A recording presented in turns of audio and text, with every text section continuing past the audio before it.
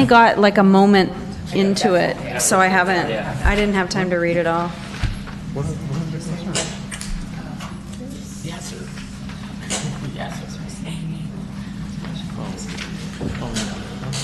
We get rained on tomorrow. Okay. I'd like to call to order the Avalon City Council meeting of Tuesday, December 4th. If we would please stand for the Pledge of Allegiance. Place your hand over your heart and begin. I pledge allegiance to the flag of the United States of America and to the republic for which it stands, one nation, under God, indivisible, with liberty and justice for all. And if we could please pause for a moment to remember Brendan Reagan, Mary Beadle, and our 41st President, George H.W. Bush.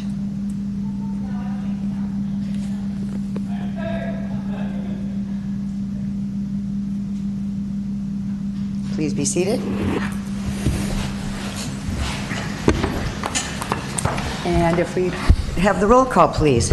Councilmember Albers? Here. Councilmember Hernandez? Here. Councilmember Olson? Here. Mayor Pro Tem Cassidy? Here. Mayor Marshall? Here. Presentation, City Manager. This evening we have two presentations. The first one we have two presentations this evening. The first one, both of them will be Southern California Edison, and the first one is on their annual propane gas safety public awareness. And we have Tracy here. Degnan.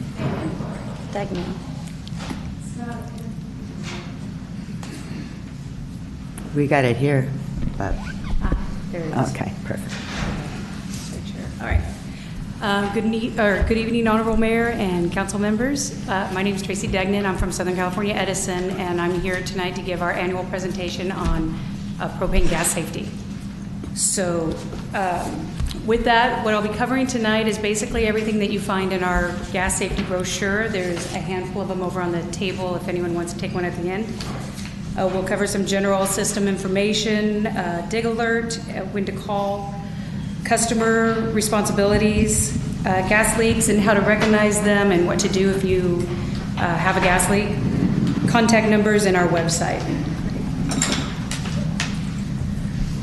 So here in Catalina, we deliver a propane air gas mixture, which is supplied through a pipeline system. We are regulated from our own standards as well as the state and local and federal governments. We do routine patrols of our gas line pipeline system. We do visual ground inspections, conduct leak surveys, cathodic protection surveys. We have a pressure monitoring system that runs 24 hours and records. Our cathodic protection is also on the lines to help protect against corrosion, and we routinely monitor that. So we basically have two types of pipelines on the island. We have our mains and our service lines. A main pipeline usually is just that, the main pipeline that runs down the middle of the road in front of your businesses and homes. And then our service pipelines are the ones that would run from the mains to your homes and businesses. A main pipeline can sometimes be marked by a sign on the side of the road. I think along Pebbly Beach Road there's one present. It looks very similar to the one in the picture. It'll indicate the general location of the pipeline, contact information for Edison, and the one thing it doesn't provide is depth or how deep the line is, where exactly it is. So because of that, it's very important that whenever you're doing any kind of a project or excavation that you call dig alert. Even including in your own home property, if you're planning any kind of a project, you'll want to call dig alert ahead of time. It takes 2 days before you could start your project, but a utility representative will come out and mark any pipelines that are on your property. So they'll line out the route for you. That way when you're digging, you're clear and safe. Planting a tree, building a fence, anything that you might be digging for could potentially hit a pipeline. So it's very important that you make sure you do that call. When you do your excavation, you're going to want to start with hand tools until you locate the pipeline. If you accidentally scrape or gouge or dent any of the pipelines, it's also very important to make sure you call Edison at the number located on the bottom there, 800-367-8851, and someone will come out to inspect the pipeline to make sure that if there is any damage, we repair it and take care of it to prevent any future leaks or failures. So this next slide shows a diagram of a meter, and what this is showing is the utility responsibility versus the customer responsibility. So anything coming up out of the ground, up through the meter set, and up to the service delivery point pipe on the top there is Edison responsibility. But anything leading away from that pipe into your home, into your business, is customer responsibility. And what that means is, just like we're responsible for inspecting our pipelines, it's very important that the customer has their pipelines inspected as well for corrosion or damage to prevent any leaks or failures. Let's see.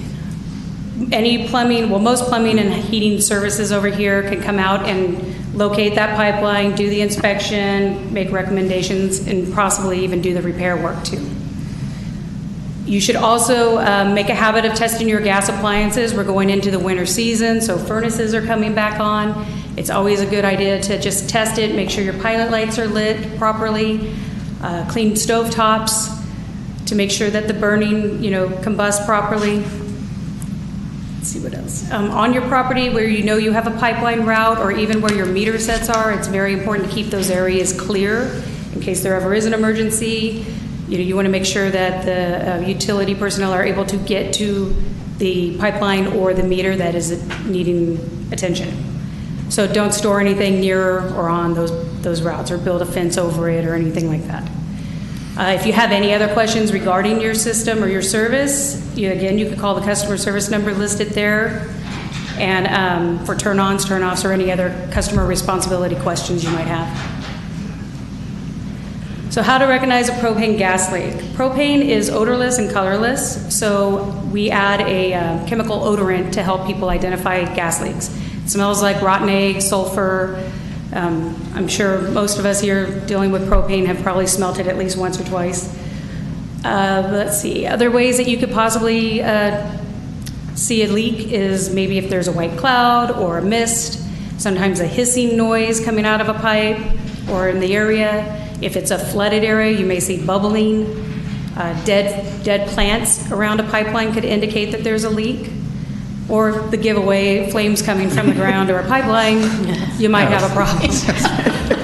So propane is different in natural gas in that natural gas tends to rise, where propane is heavier than air, so it's going to settle. So those are typically areas where you might sense or smell a gas leak first, is basements or underground crawl spaces, that kind of thing. Let's see. Okay.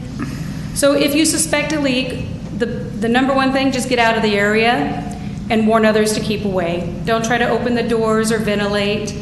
And if you're already outside, walk into the wind, away from the gas. If you're in the area of the leak, do not use your phone, do not turn on light switches. All of those are considered ignition sources. So just get out of the area first. If you see a gas cloud over a piece of equipment or an appliance, don't try to go turn it off. Just vacate the area and let the fire department or Edison take care of it. Once you are in a safe place, call 911, and then if you could also call Edison after you've called 911, provide a description of the leak and its location, and then stay out of the way so you don't get hurt.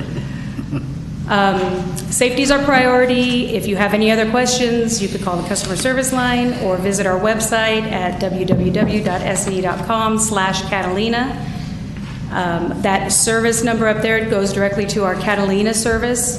So they're familiar with the fact that we have gas and water here as well as electricity. And any other emergencies, call 911. Great. And that's it. That's all I have. Thanks. I have one question, though, because I remember hearing, because it's getting cold now, and people would turn on their ovens for heat. That is not recommended. Okay. That's one of the things we're supposed to advise people not to use ovens or stovetops for heating purposes. Right. It's not a good idea. If you're out of the room and it blows out, then you have gas just pouring Okay. into a room. So that's not a good idea. Okay. So, Tracy, what we're saying about this propane gas, do we have any natural gas, or is it just all propane on the island? We have a propane air mixture. But it's not But natural it is not gas. natural gas, no. Okay, that's what I thought, okay. Okay? Thank you. Thank you very much. Nice to see you here. See you next year. Carbon monoxide. Our next presentation is also Southern California Edison. I believe Frank Beach, or Luke, are you talking, or Frank? Okay. I'll tag team.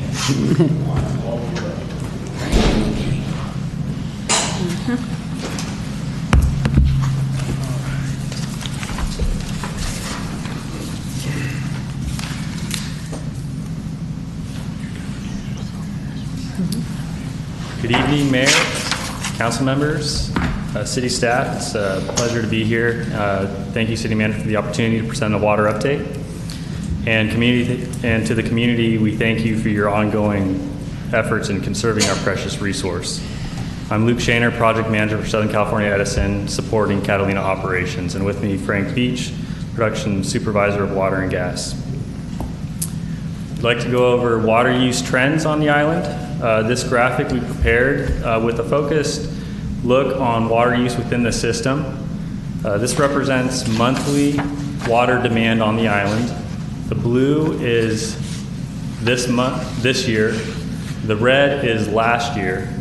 And what's important to note that since March, both last year and this year, we've been in a stage 1 conservation. What you see from this graph is this year we see higher water use, as opposed to last year on average. For the whole year, it's about 13% higher. November was about 11% higher. So we want to take this opportunity to remind everyone to continue to be vigilant in your conservation efforts. Feel free to reach out to us if there are questions, customer service, so that we could continue to engage and educate if need be. What we've also added to this chart is leveraging what the Chamber does on a monthly basis by publishing visitor counts. So the trend lines you see are total visitors, a summation of harbor, ferry, cruise ship, airport, and helicopter visitors, just to help us understand different areas that may or may not tax the water system. But what's interesting, what we saw when year-by-year comparison here, is that overall this year compared to last year, visitor counts are relatively consistent. However, water use is higher.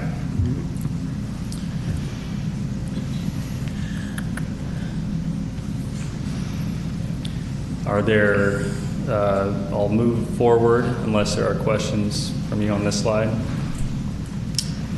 Next, we wanted to present the current reservoir level in Middle Ranch. This is based on level on December 3rd, so we were able to measure it since this last rainfall. The current level is 523.8 acre feet. This month we saw the lowest measurement of 521 acre feet, so through this recent rainfall, we did hit a stabilization point and then a slight increase, which is a positive sign, and hopeful that with consistent, continual rain, there could be that expectation of a continued rise in reservoir level.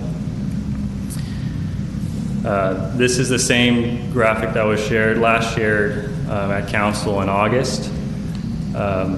We have been, based on the forecast conditions, with assumptions in the table below for reservoir drawdown, annual desal production, of hitting a 300 acre foot level, which is a stage 2 trigger in the summer of 2020. In August, it was trending for July, and now it's June. And that's just consistent with the, less beneficial environmental conditions compared to baseline considerations, and then slightly less desal production and higher use than conditions. Are there any questions on this graphic before I move on? So Luke, you're essentially doing a rolling average, right? That you update the projection as new information Correct. comes in. And so it looks to me, because I seem to recall that originally we were talking stage 2 for August or September of 2020, and I think you bumped it back a couple of months. It's accelerated a couple months, so in Or- August okay, it was, yeah, accelerated. it's- That's more it's- accurate to yeah, say. Yeah, so the concern I have is when you look at how much we pulled out of the reservoir, we really did 170 acre feet in a year.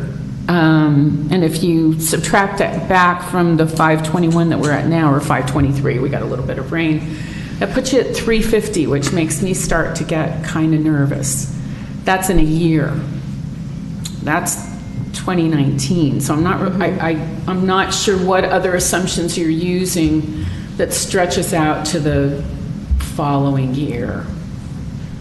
So my request would be just that you go back and talk amongst yourself and, really look at the numbers again, because I think it's pretty safe to say that rationing fatigue is set in, and maybe we need to be a little more conservative and start planning that in fact we're looking at stage 2 at the end of next year, not 2020.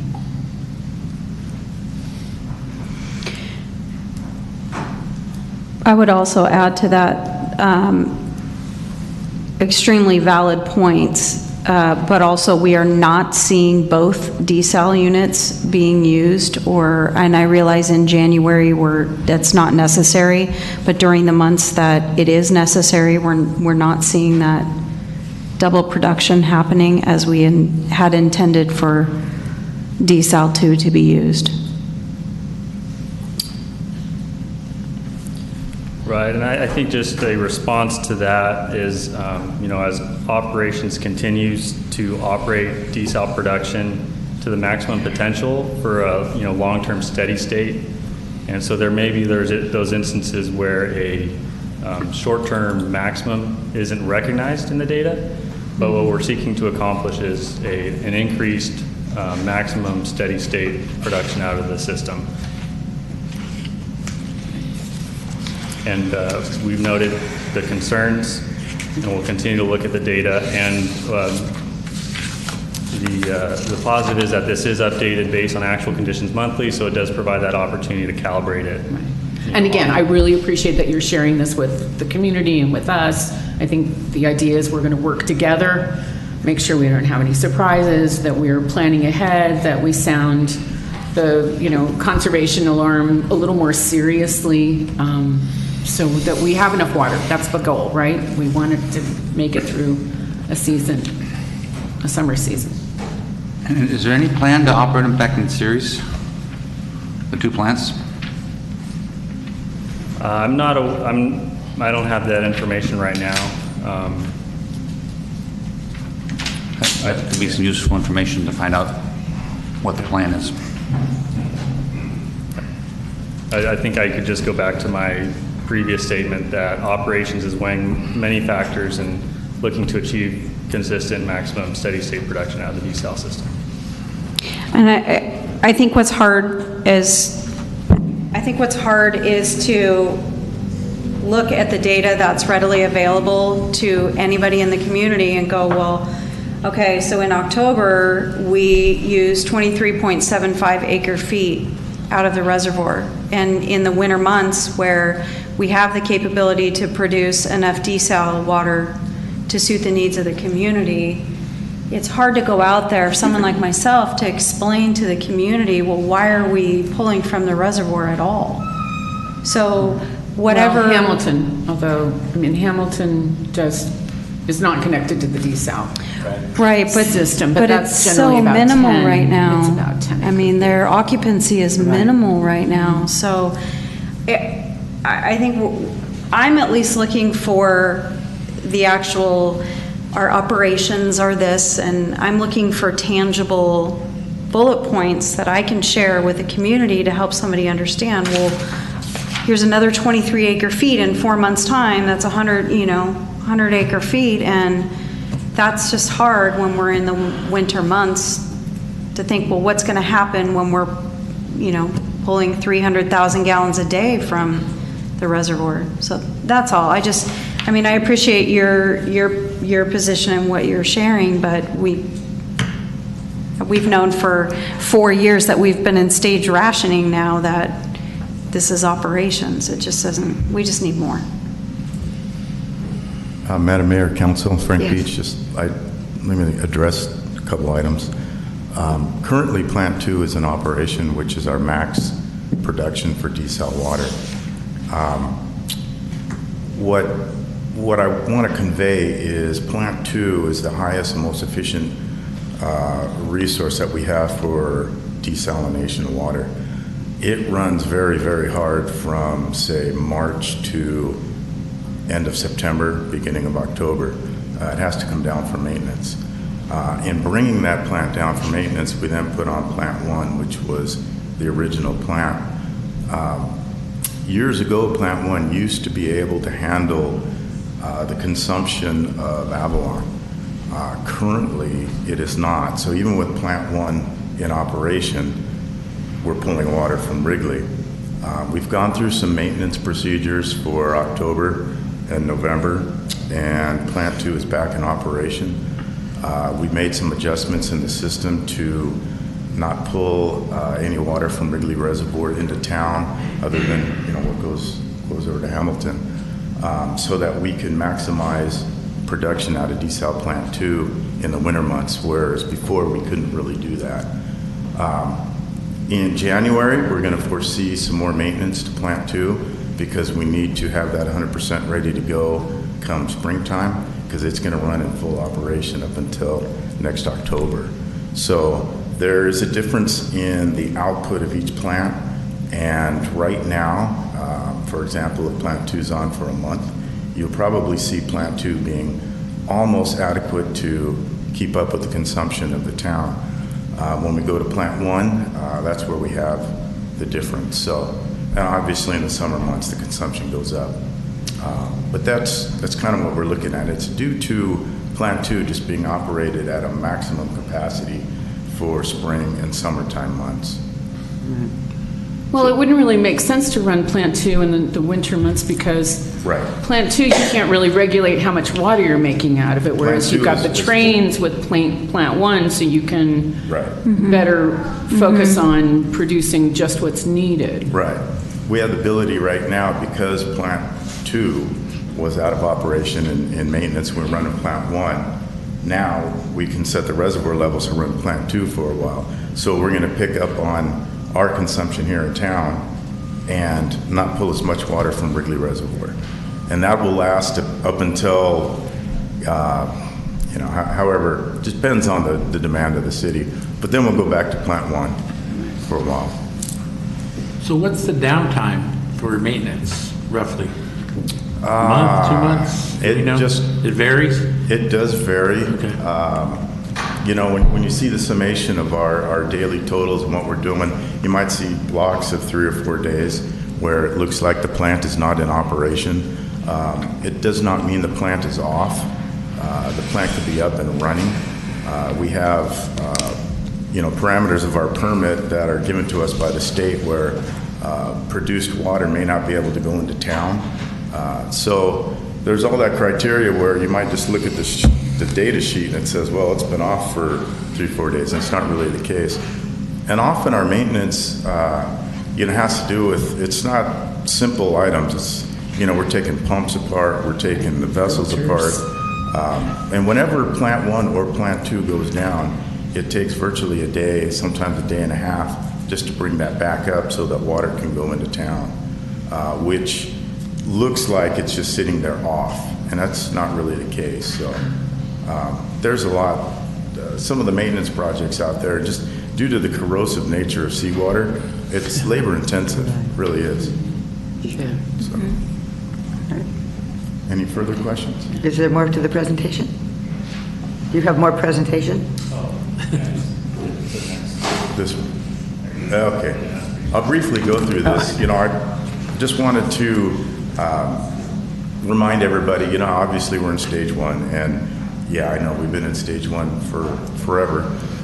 But, last time we were here in August, we kind of said we were going to have staff do some patrolling, just kind of give an indication of maybe some violations of stage 1 conservation. And so what the chart represents is in October, we had a total of 9. In November, there was a total of 11. And these violations, if you want to call them, are for various, like overspray, watering at different times, small in nature, some broken plumbing fixtures and what have you. But I just want to let you know that we're out there. All these have been verbal warnings up to this point. And there's been one resident that actually fixed his structure, a broken structure on a verbal warning, so that's good. But I just wanted to let you know that we're out there, we're doing this. With the consumption in town being up from last year, we're probably going to advance on our patrolling and start authorizing some written violations, kind of a first offense, just to get people thinking that, hey, we need to conserve some more water because we're consuming a lot versus last year. And just to remind everybody, some of the simple water conservation requirements for stage 1, you know, if you're going to water your vehicle, you need to have a shut-off nozzle. And that goes for boats, planes, whatever you're watering. You're not allowed to water down your driveway, sidewalk with potable water. If you're irrigating with a hose, it needs to have a shut-off, automatic shut-off nozzle. You can use a bucket. Drip irrigation's fine. We have things as, you know, the hotels are required to give their patrons the option of laundering their linens, saving water that way. The restaurants are supposed to issue bottled water. And the watering times for Pacific Standard Time right now are from 6 to 8 and 7 to 9. And then when we go into daylight savings times, it's 5 to 7, 7 to 9 p.m. Excuse me, 6 to 8 p.m. on our current Pacific Standard Time. So just to hit a few of those. And, you know, the good news is we do get some rain. Very thankful about. We've had 2 episodes of that. The reservoir level did go up, which is very positive. And how I see that is with what little rainfall we've had, you know, the first couple downpours, the ground soaks everything up and you don't really see a result. After the last one, the reservoir did come up a little bit, which means if we could somehow get some more rain, potentially that reservoir is going to come up, and that's just a positive note. So I just want to throw that out there. I have a couple of things. Did Edison remove the water restrictors from all those places that have the... From what I understand, not 100% of them. Okay. Yours will be removed this week. I think mine already was. No, so Ron hooked me up. There's the company that has, it's an app you put on your phone, and I think he was going to try to put it in the Edison house in his home, and then he put one in my home. So they had to remove the restrictor, I think, to get it in there.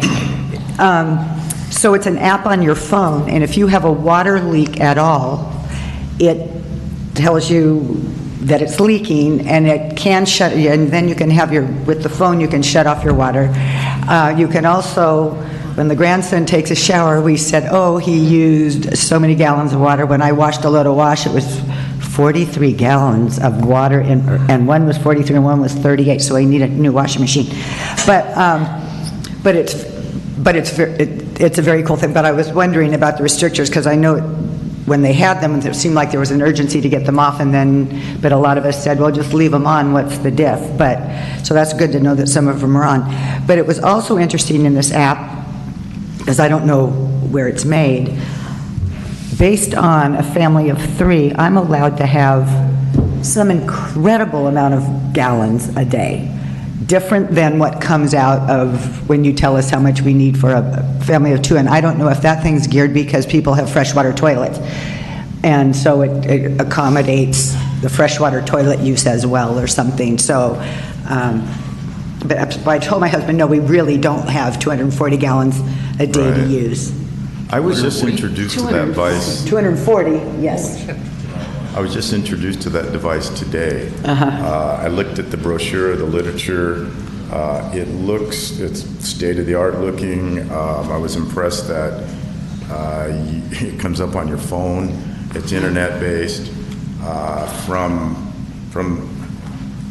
your desk, anywhere, you can turn your water on, off. Right. You know, so it was pretty impressive. It is installed. at the company house. Oh, did it get installed? Or Okay. recently installed, so we don't have much data on it, but Yeah. I'm very curious, because like I say, today was my first introduction to it, Yeah. and it looks like it'll be some good stuff. Annie, do you know how much it is?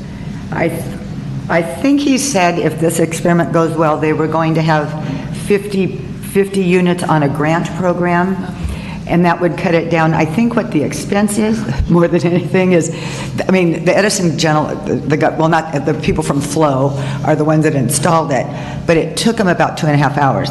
So if you're hiring a plumber, that could get a little costly. So, but once the bugs are worked out. But it was interesting because when I was on vacation, my husband said it showed that there was a leak, and he went around the house, and it was a leak in the faucet that dripped every beep. I mean, and a long time before the next beep, and he went around and it was the faucet, and then everything was turned off the alarm, and so it alerts you. So if you're, especially for all these people with vacation rentals, if you have a busted pipe, I mean, it's very important to have something like this, so. I agree. Yeah. I look forward to seeing how it performs. Yeah, thank you, Frank, thank you, Luke. I have one last question. The grants, I know it's out of your control, but have you heard anything from Water Resources as to what's happening? We have not heard anything. As soon as we do, we will report to city staff if it's in the interim. We have several calls and emails into them. Okay. Frustrating for you, frustrating for us. Yeah. Very much so. Well, we thank you for the time. Thank you very much. Nice to see you. One more question. And you guys, when's the last time we saw these guys? Did they here a couple of months ago, or? I believe in August, and, oh, that's a good thing. They have requested if they could come quarterly to do a water report unless there's some new changes that need to be, and so that's my understanding, correct, Frank? I would kind of like to see them come at least a couple times, or every 2 months, a little more update on it, since we're still in this drought thing, if possible. If you guys can do that, instead of coming in quarterly every 4 months, maybe every 2 months, or? So council Once a member, month? if you recall, when we were in stage 2, we did come a lot more regularly on a monthly basis. And since we're in stage 1, we've kind of dropped off. So as discussed with the city manager, we do plan on coming quarterly. And if there's any changes with data or any new information, we definitely will increase the frequency. And knock on wood that we move into a different stage, but we can have that discussion at that point. But we will come quarterly and provide you with information. The other thing, too, is that we do provide the desal production data on a monthly basis, as well as the Middle Ranch reservoir level on a monthly basis. So you do have that information on a monthly basis as well, too. Okay. Thank you. They want to come quarterly? I'd love to see them a little more, but. Excuse me, if you could come to the podium, yes.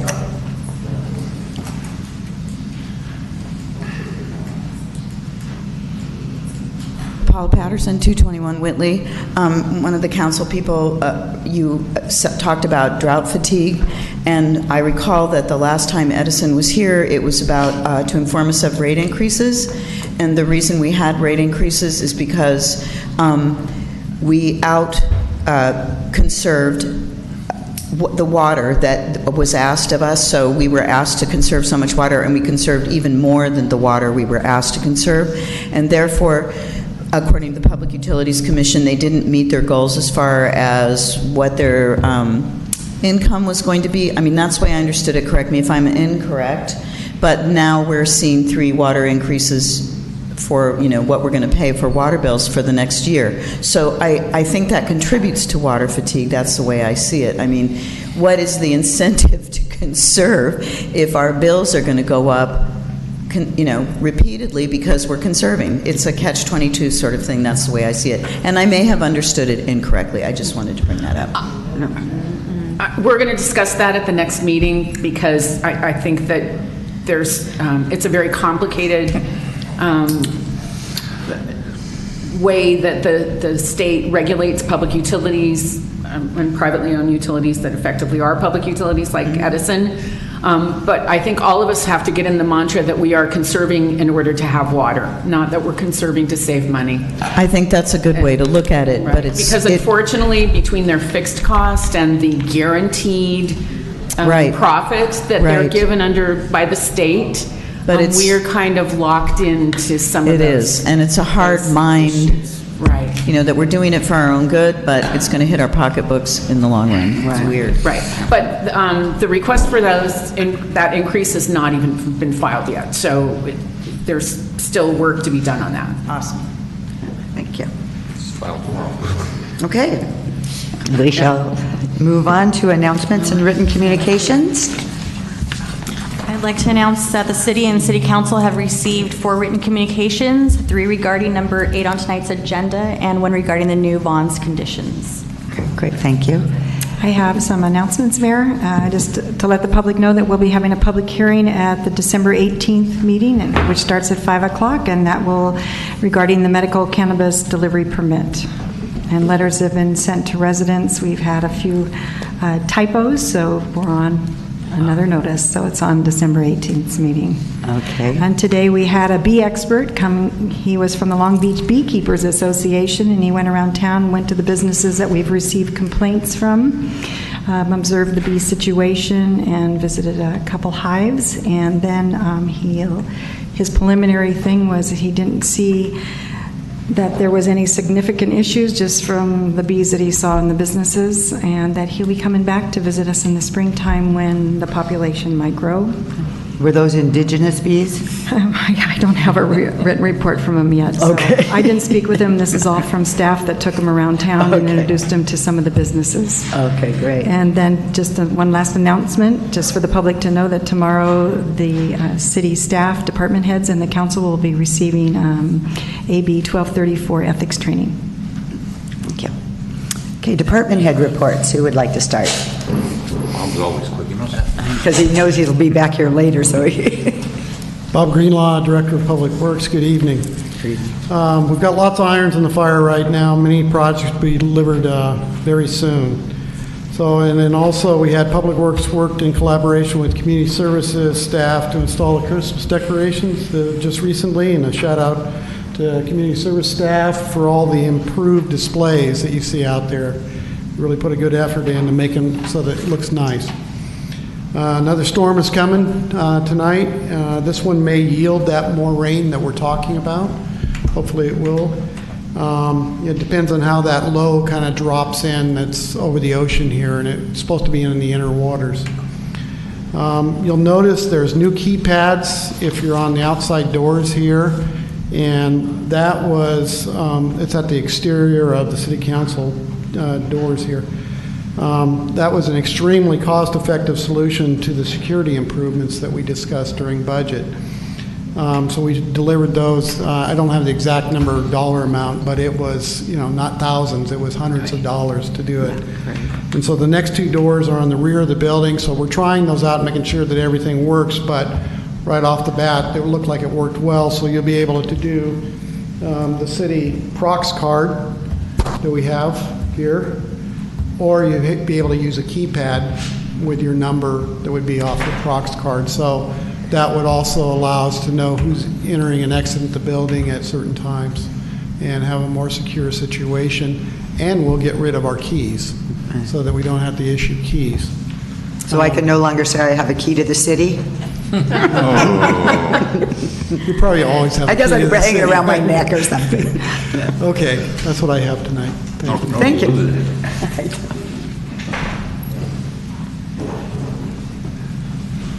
Good evening, Council. As far as the Harbor Department's concerned, like Bob said, we are expecting some southeast condition winds coming in with some rain. Depending on what you look at, how many knots and how much rain is anybody guess. They're talking 20 to 30 knots on the southeast condition. Southeast really affects the fuel dock, the pump dock, the rescue dock, and the dinghy dock. We have since moved all those and are prepared for the storm coming in. We've made several phone calls yesterday, getting the people out of the corner back over to the pier in a little bit calmer water. Those that are there now chose to stay there. So, but they've been advised about the storm. Okay. So we're ready, we're staffed, and it's hopefully tomorrow afternoon we start getting some rain, so. Any questions? Council? Very good, thank you. Thank you. I hate to do this, but Mr. Greenlaw sat down too fast and I didn't get to ask a couple of questions. Can we ask him Sure, to he'll come back up. please? Sure. Thank you, Mayor.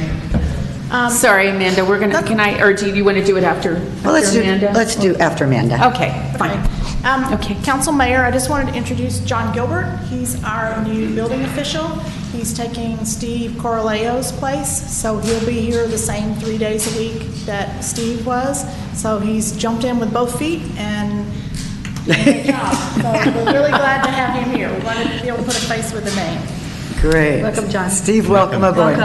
John, welcome aboard. John Gilbert. So really quick, the Zangray is getting close to getting their combination inspections, which is all their mechanical, electrical, and plumbing. They're still working on the exteriors of the building, and they have the excavation done for their new sewer lateral, and they're ready for the pipe installation. Trailhead is moving quickly towards completion. Last week, they passed all their life safety inspections. They got permission to stock their retail sales and test their kitchen and bar area equipment. They're expecting to install the remaining stairs and handrail to the observation deck this week, install the photovoltaic system, and the next item on their list is the striping of the parking areas. They expect to be completed by December 18th. Vons is also swiftly moving towards completion. Last week, they also passed all their life safety inspections and are also being allowed to stock shelves, test cooking equipment, and train personnel.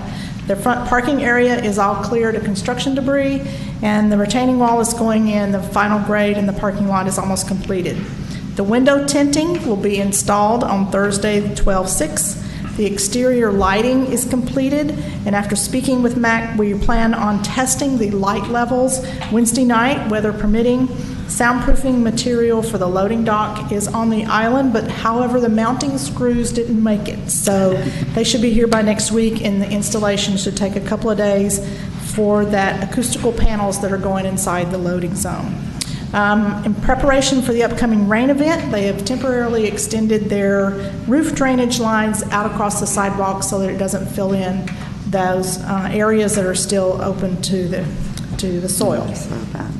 Atwater's at the rough end construction stage on the inside, but they are working diligently on the exterior of the building, I think with the hope to get the exterior finished as soon as possible so they can remove the shroud from the building while they continue to work inside. And then I also wanted to announce next week on Wednesday, the 12th, we're having 3 public workshops for our sea level rise study. We've scheduled 3 individual sessions. The 2 p.m. session is hopefully for all of our water-based businesses and activities. Then we'll have a 4 p.m. session for all of our land-based businesses and activities, and then we have a 6 p.m. session that's open to everyone. So if you can't come to one, please try to come to one of the others. It's here at City Hall in the council chamber. And I'm sorry, who's going to make the presentation? Moffitt and Nickel will be doing that, the consultant. And I'm sorry, can you give those times again? 2 p.m. for the water-based businesses, 4 p.m. for the land-based businesses, and 6 p.m. is open to the general public. But if you couldn't make one, come Yeah, to whatever one you if you're could. a water-based business and you can't be here at 2 o'clock, then certainly come to one of the other sessions. We're trying to just cover everyone as much as we can. Very nice. And any questions? Questions, council? I have one more after Yeah. Richard. Yeah, just, we asked about the back side of the new Vons between there and the golf gardens, the open space on the back. Now, I don't know. They don't have, I'm sorry. Go ahead. No, is that the Island Company property, or is that the new Vons property? And what are they gonna, we didn't know if they were gonna fence it off or what we're gonna do. People were concerned. They currently don't intend to fence it off. Okay. They had, I want to say, a 2-foot setback from the property line to the building, so there would retain an open space down through there. They don't have any intention to block that off because that would be part of your fire safety to be able to get down. I don't know from the Island Company if they plan on replacing the golf gardens fence. Yeah, So is that just going to be dirt or they put concrete? I think it's concrete. Oh, concrete concrete. all the way along that back side. So it won't get muddy and Yeah, dirty. or landscaping. Okay. Yeah.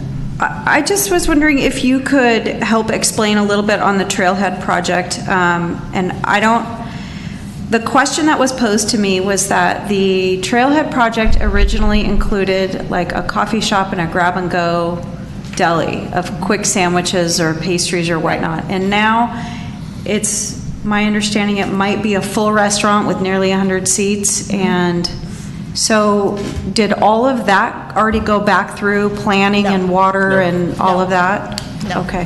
That is something we've reached out to the Conservancy and said, this is what you originally said you were going to be doing. Obviously, this is not what you're doing. You need to come back to us and document what you actually are doing so that we can make certain if they need additional water allocation, then they're going to have to answer that question. And then it also can drive a different finding on their inclusionary housing requirements.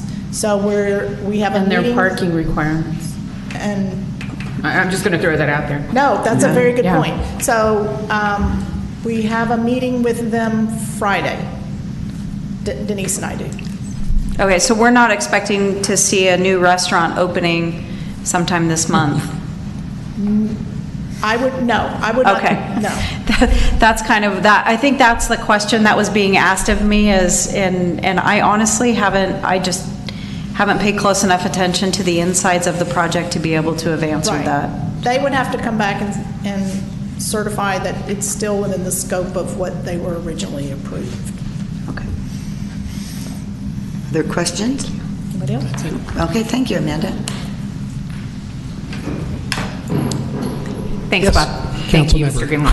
So just two quick things. My recollection is that the Department of Boating and Waterway grant for fixing the South Beach sand situation comes up in February. That's correct. We just received...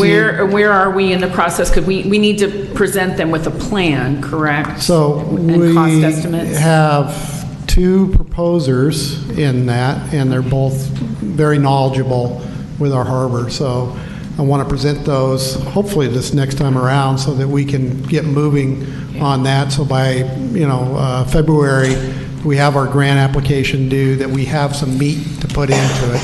And we do have a lot of basis to put an application together right now, but I'd like to develop that even more environmentally so that they can see that we're ready to deliver the project at an early date when they would have the funds available, and that would make us a lot more competitive. Okay, that assuages my concern. I mean, Yes, that's exactly, yes. I agree with you. That is Right. what we want to do, is the most complete application so that we have stand the best chance of getting the money. And then you and I have communicated, but if you could share with the public what's happening with the chairlift at the Beacon. Yeah, so we have put together to execute the contract with them, but they seem to be slow in their end of it, trying to execute that contract, and it appears right now that they want out of it, okay? So, Oh, God. But this is a public bid, and that has a bid security with it, and they didn't have a bid bond, but they did put in the required $1,500 check, 10% of the, 5% of the bid. So they would lose that if, yes. But also, tomorrow, I'm going to get on with their president that's back in Florida and try to convince them to complete the project. And that, I think the concerns, though, were the ability to do the warranty work. And it's interesting, they have other lifts on the island here, Right. is my understanding, and that they're coming out here anyway. But what was shared to me with their staff was that type of, with that, the circular, not the circular, but with the two different angles on it, it tends to have a lot more warranty work needed on it. And so they would take them a full day for one service, versus what they were saying they usually try to hit about 6 jobs in a day. So really, that now that's been shared with me that there's other lifts on the island, maybe that we can get some bang for the buck. But I will have that discussion and share that with you, and hopefully we'll come out with a positive result. If nothing else, we're at the point, if I can procure just even the product, I mean, we would install it ourselves. Would we need to get clearance from CDBG? Yes, we would need to get Could we CDBG. get that in motion? Or just Yeah, touch I'm base trying to have with that them? conversation tomorrow. Okay. And Yeah. have everything lined up, so that I also don't want to scare CDBG off Right. at this point and giving them, you know, some, well, we're going down, and then they try to retract the funds from us, okay? So I'm trying to do it in the most positive sense, but I also am trying to do it in a hurry, okay? I know it has been a slow process, especially for the apartment complex, so thank you. Thank you. Thank you. A lot of landmines out there. Matt Baker, speaking on behalf of Finance. I'm happy to report that we received the draft CAFR for the 17 financials today. I had a chance to look at it this afternoon, and the numbers appear to be consistent with the fund financials that were presented to us in October. Working with Bob to draft the MD&A management discussion and analysis section with the goal of finalizing the 17 audit by the end of this month. Right now we have tentatively scheduled for Davis Farr to come out in the second meeting in January to go over those final financials with you. The second thing I just want to make a note of is business license renewal. It's that time of the year, so we're going to be sending out invoices next week. We're also going to be sending out notices this year for dog license renewal, so just a reminder for those that have dogs, there is a licensing requirement. One thing we are changing with the admissions tax, harbor use tax, and anyone paying a lease that has a percentage of revenue is we are adding a requirement on the monthly reporting form to indicate the first and last receipt of the period. There will be a letter to those businesses that it's applicable when they get their invoice about the change. And in separate conversations I've had with different members of council, I've heard different things, so I'd welcome any feedback. My approach was going to be to allow a 90-day window to allow businesses to comply with the providing of the receipt numbers beginning and ending.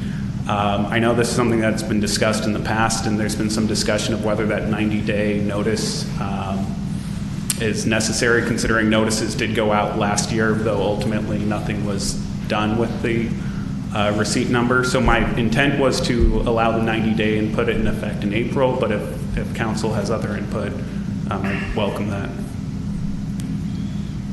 Mayor, we've been waiting for years I for know. this, years. I know. I am absolutely not in favor of a 90-day window.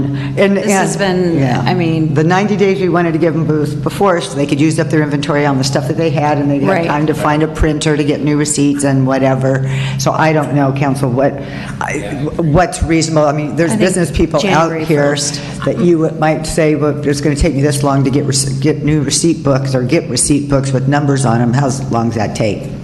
John, you have a business? 2 days, Yeah. okay. Thank you. Or if you have existing receipts and you want to use them, then you have an employee sit down and number them by hand the way that we do the taxi books. I mean, the city council has been discussing this. It can't come as a surprise to any business owner out there. No, and it was just totally ignored, except for one business contacted us, panicked, and it was the only, and a person that had a system in place, and there was no discussion, no, okay, so what do you I want would to do? appreciate having this start January 1st. Okay. And we start with a clean year. With the holidays coming in, you think January 1st, team? I don't have a problem with the date, but I do have an issue with beginning and ending numbers every month, because if someone's got a book with 50 receipts in it, they're going to go through multiple books in a month. Right. And if you have something like the Island Company that has multiple tours, then you're going to have the beginning and ending ticket number for 15 tours. No, I think, Oli, this is really more of a cash basis. If you're in a situation like the Island Company, you have a ticket booking system. You have a system that can be audited. You have reporting that can balance to your income statements. The numbering in the ticket system had to do with the cash businesses that would there was no way to audit those businesses. So how are we going to select which people we're sending letters to start this procedure? Everybody that either has admissions, okay, explain it. Admissions or Admissions. harbor use. But that's the Island Company, that's Adventure Tours, that's... Right, you may I still think get the letter. I think the easy thing to do is to refer people to the finance department if they have any questions about their accounting methods and whether they satisfy the requirements, to contact Matt, and Matt can work with our auditors to. And the main goal with the numbers would just provide additional data points. So when we do hire auditors, we would be able to do more trend analysis to see whether a business had fewer transactions in 1 month yet reported, or had more transactions in 1 month yet reported fewer revenue. So the goal behind having these numbers, it's not going to catch everything, but what it's going to do is it's going to give our auditors more data points to use so they can look for outliers in reporting and hopefully allow us to make better selections when it comes to the audit process. For example, the shore boat. Good example is the shore boat. They don't issue receipts. Past and present. Well, but now they have to have a system. They'll have to have a system.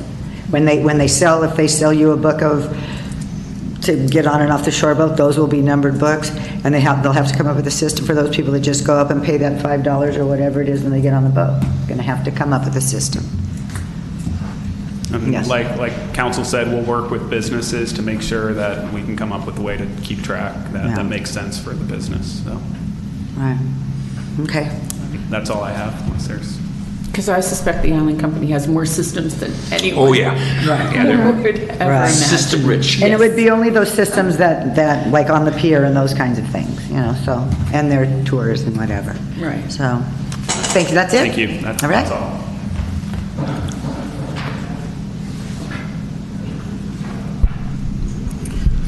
Good evening, Madam Mayor, members of the council. Just a few more holiday updates that we've got going on in the Community Services Department. Tomorrow night may be a good day or maybe not be a good day to go to Steve's Steakhouse. Always a good day to go to Steve's Steakhouse. But our teen center is going to be taking 25 of their teens and the program out for a holiday event there at 5 o'clock. So either come along and sit beside us or come through about 6:30 when we've cleared out to be on the safe side. But since our last update a month ago, not specifically, but we've been looking to target more females in the program, and we're starting to see that. They had 35 on Friday, 35 participants in the teen program, and so it seems to be growing at a rapid rate, and this is just another fun thing they'll be doing in the month of December. Recital, we have recital, our dance and tumbling holiday recital is this Saturday at 2 o'clock at the casino. I think it's just going to precede the museums event that they've got at 4 o'clock. Community Garden is starting to make some motion. We just handed over a key and access to the area. It'd be one of the bungalow that the city owns. The patio area there will be used for Community Garden. Micah Phillips is taking the lead on that project, and you can either reach me or reach out to him if you want to be more involved in that. On the 20th of December, we will be doing our second round of holiday food baskets, looking to do 40 to 45. If you know anybody that may be interested or in need of a holiday gift basket, it'll include a ham, it'll include all the fixings and dessert. Please reach out to the Community Service Department, see if we can get them on the list. And then on the 1st, and I haven't rehearsed this with the mayor, our polar bear swim. Our polar bear swim, we'll do a swim on the 1st at 7:30 at the casino. It's about a mile swim. And then if you just want to plunge with us, hopefully Val will be back and in the water as well. At 11:30, we'll do our polar plunge off of Meadow Beach. That was it, and thank you. Happy holidays to you. Thank you. The concert's at 2 p.m.? Yes. On Saturday, the concert? This is a dance recital, tumbling dance recital. That's at 2 p.m. And then the concert is at 4 p.m.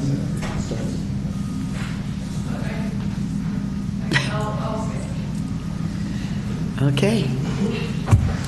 Well, great. All the department heads are done? Okay, oral communications, this is an opportunity for people in the community to speak on items that are not on the agenda. You'll be limited to 3 minutes and no action will be taken. Time out. Are you going to let the council report? Oh, Jay, yeah, he came. They're getting ready for the storm. What did we miss? Oh. You guys. Oh, hey. Are we? Skipped us, Annie. I'm lost.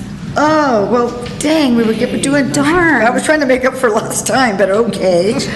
So, well, we can still have oral communications and then go back to council. That's true. Okay, that's fine. Let's do that, since people, Mike, you have something you want to say? Come on in. Good evening, council members, city manager, city attorney, and city clerk. A couple weeks ago, I was up in Northern California attending a memorial service, and a cousin of mine is in the city government up there, and there were a couple city managers around, and after we were having a little meal sitting around, one of them asked me about a posting for assistant city manager in Avalon. And they were kind of confused because they heard through this group that our city manager, David Jenkins, was no longer here. And they had some questions for me about it, but I mentioned that I assumed that the city clerk was doing the city manager's job temporarily, and that I'd find out about it. But anyhow, what I'm just asking around town, are we now combined with a city clerk, city manager in one package? Is it structurally set at that, or is it temporary, or? Yes, my position is city clerk and city manager. Okay, and so we're going to hire... At the May 2018 meeting, the council unanimously appointed me for that. Say again? In the May 2018 city council meeting, the city council unanimously appointed me.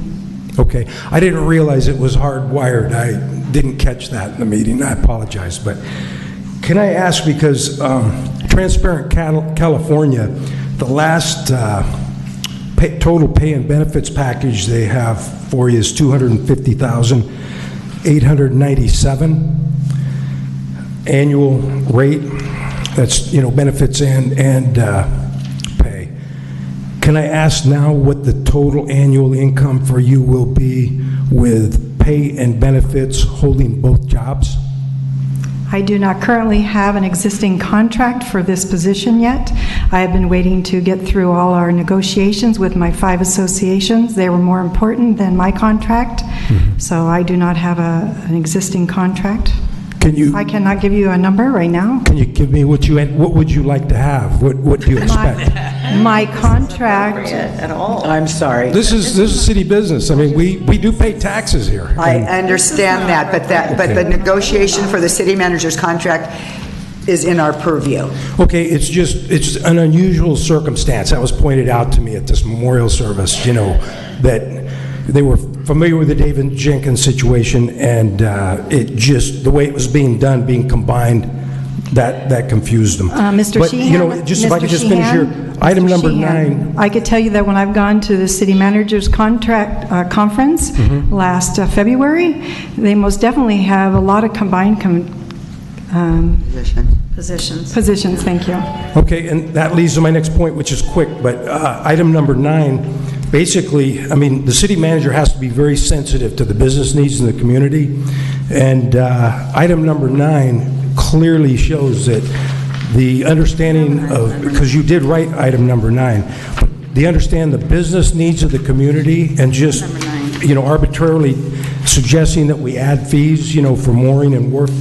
We'll have a discussion with that about when item 9 comes up. Thank you. Okay. Yes, and we can clarify, and it's actually number 8, I think you're talking about. Yes. Mr. Sheehan? There is no number 9. Number 8. No, it's item number 8. Hey, Allison Osinski, 356 Sumner. I have quite a bit later in the meeting, but a couple things quick in the 3 minutes here. For Edison, where's our 2 million gallon water tank? What's going on with that? And is there even desal plant number 3 in the design phase? I mean, we're not going to put up with this forever. We got to do something about it. We're an island surrounded by water. We need a new desal plant. Next item, the aquatic complex. What has the city been doing recently to secure land for construction of an aquatic complex and recreation center? And has anyone yet met with LA County representatives about building and paying for the pool rec center? We're part of LA County. As I pointed out numerous times, we pay more than our fair share of taxes. Right now, there are 33 communities and 63 large aquatic complexes in LA County. We don't have one of them, and I think we deserve one.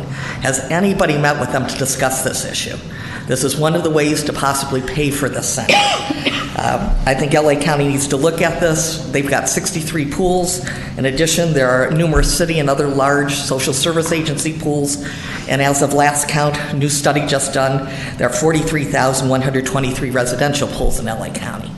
We have nothing here. So could somebody please follow up on that? Third comment that I want to bring up today is, Annie, we've talked about this numerous times about developing a harbor oversight committee. I think now's the time to do that when you're discussing raising fees. We need representatives that represent the interests of boaters in this community and to provide some input. I'd like to see a harbor oversight committee composed of boat owners, local boat owners, guest boaters, mooring owners, business owners who work in the harbor, and liveaboards. You snuck in those no-winner rates, which personally is going to cost me thousands of dollars that somehow none of the boaters heard about. And now you're trying to raise rates again, and there's a lot of concern about this. The city has gotten very greedy about the harbor. They provide very poor service to boaters and nearly no amenities. We have a very boater-unfriendly environment. According to a recent report that the city had done, directly or indirectly from moorings, $14 million a year comes into the city from the harbor. Of the $160 million, that's the total visitor revenue, that's 11.5% of all the revenues to the city are from the boaters in the harbor. Could we please look into this? And again, I'd again recommend that you send somebody to someplace where they have good customer service. I'd highly recommend the New York State Erie Canal Corporation as a good example of good boater service. Okay. Thank you. Thank you.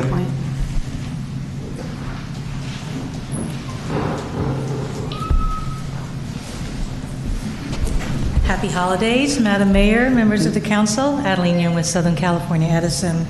You may have seen this gentleman that I'm going to introduce around town.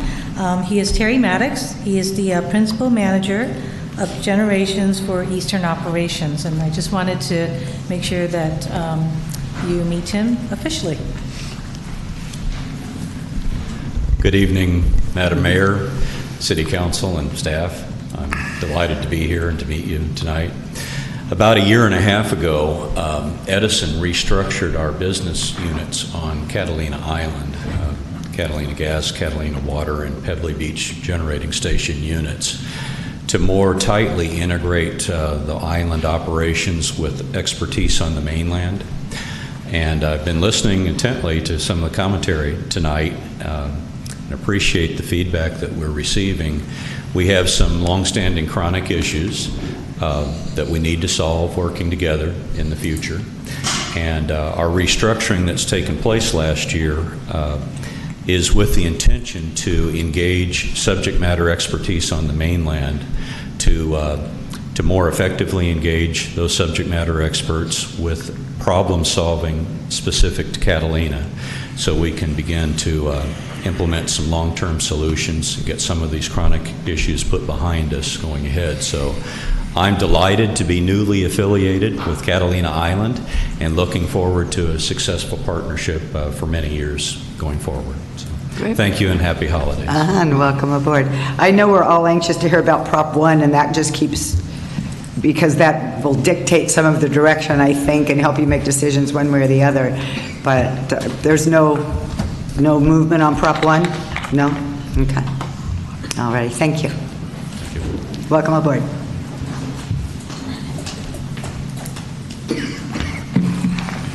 Hello, Kathleen Carlisle, 311 East Whitley. I just want to say that when I talked to the building inspector when the Vaughn's project started and they were doing the grading, I looked and I saw that they weren't doing anything about any sort of drainage underground. And I think Brian, was that the man that left a couple of terms ago?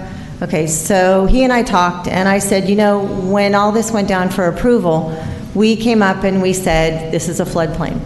Obviously, the county agreed because they told them it's a floodplain, you have to build your store 3 or 4 feet high or whatever it is. So they agreed, yes, it's a floodplain. So we were concerned about the impact to our properties surrounding the store when you're taking an area that was dirt, where the water used to run down eucalyptus, run across the dirt and into the mini golf, and now it's covered with concrete and building. So this is something we brought up in writing and at the podium here during the approval process. So when I talked to Brian on site, I said, I thought that they had to build some sort of underwater or underground cistern that then collected the water and slowly fed it into the sewer system on a safe level so that the sewer system could handle it. And he said, yes, that's county law, basically, of any project like this that goes into a floodplain. And I said, yes, but we've checked the plans and it's not in the plans, but we brought it up. And he said, well, it doesn't matter if it's not in the plans, it's the county law. Well, then he left. So the grading kept going, nothing ever happened, and I was really surprised seeing the gutters in the sidewalk go in the other day, showing that the water from that roof is going to run right down the side of the building, under the sidewalk, and into the street on all sides. So I was a little shocked, and it's going to rain Wednesday, Thursday, and I would really like your building people to go down there and look at the impact. And if there's something we need to do about it further, if that can be done, that'd be great. Okay, thank you. I think Bob made a note.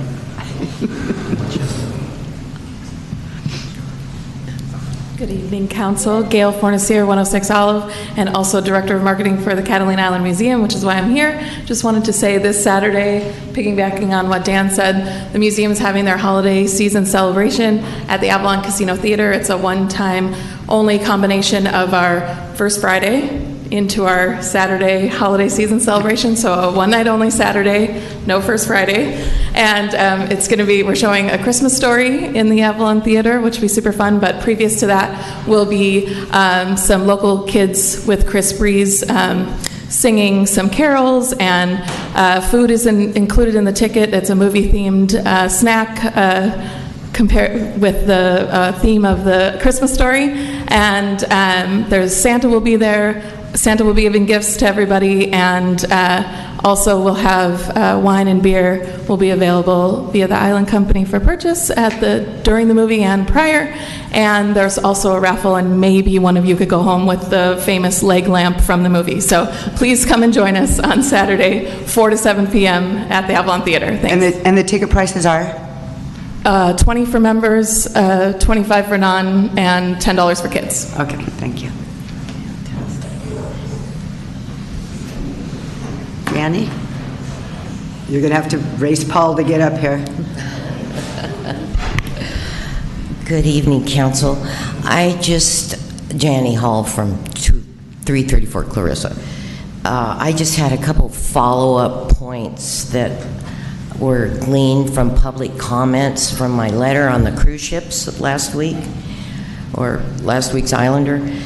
And the first one would be to somehow rewrite the contract, redo the subsidy, the incentive net, whatever you want to call it, but as it comes out in hard numbers, it's $200,000 that is rebated to the present cruise line, which is Carnival. So if that can be a new, like when Cindy reported from the conference, there seemed to be other lines interested or other possibilities. I know it's about having 2 boats, 2 days. So if we could just look into that, I really think this is should have more council input rather than chamber, that the chamber does not really, it isn't an outreach to the whole community, it's kind of the members. And that's my second point, which would be the scheduling of the ships. Everybody has gotten used to Monday and Tuesday. They seem to be good with that. It's when it falls on a Saturday, Sunday in the middle of summer, and then it's not really spread out very well, then that's when I think people have more problem with it. And especially when it falls on the 4th of July Saturday or that day of the parade. I mean, it's one thing to come for fireworks at night, but not get off the boat. That is over tourism. And so I hope that the city can possibly make a hard, fast rule about keeping the ships Monday, Tuesday. So Let me just do 2 moments of clarification. One, I did not report that there were other cruise ships interested in coming to Catalina now. That was one of our goals, was to make sure that Catalina was on the forefront of other cruise lines, such as Princess and Royal Caribbean, not all of which have West Coast sailings at this time. However, the intention was not to look for new cruise ships coming on a weekly basis. It was to say, hey, if Carnival ever left, you know, we have a port that would be available. So those relationships need to be formed over time, and that's what one of our main goals was to establish those relationships and say we're here. Second to that, I did report that there is interest in Catalina being a day trip. So, for example, we spoke to many cruise lines that would never think about coming to Catalina as a port, but for us to be able to offer Catalina as a possible day trip. So perhaps, you know, in some of these higher end cruise ships that have 600 persons that are stopping in LA for the day, you know, they could take the helicopter over and they could do an interior educational tour of the island. They could come and spend the day at Descanso Beach, knowing that they're not going to be at any other beach along the West Coast during their trip. So I want to be very clear, because I think sometimes when letters are written, they don't always include all of the appropriate information. And then as far as, just because I have the knowledge, the city council did make the decision and I'm not sure the date, and I won't even venture to say when that was, but the city council was very much involved in the decision to do that marketing fee that was returned to the cruise ships. So that was not something that was done behind closed doors. It was not something that the chamber negotiated. That was something that the city council negotiated, and it's considered a marketing fee. And right or wrong, that it may need to come back for a conversation or whatnot, but that was the lure that got them to bring a second ship for a second day in the week. It's not, it was part of the agreement in order for them to come a second day. So it was a marketing fee, and But it wasn't one time, and it doesn't have a sunset. And so I have a problem with it. I mean, it's a fair amount of money, and you're looking at 2 floats that cost $200,000 that the cruise ships would use. So I think, and I understand that it was done at a time at the Great Recession when this town was having a lot of issues, folding in the wintertime, etc., so that it was realistic at that time. But now I don't think it's the same economy. So I think we could re-look at it and, you know, just... Is that something that could be re-looked at when this, because it's a 5-year contract, right?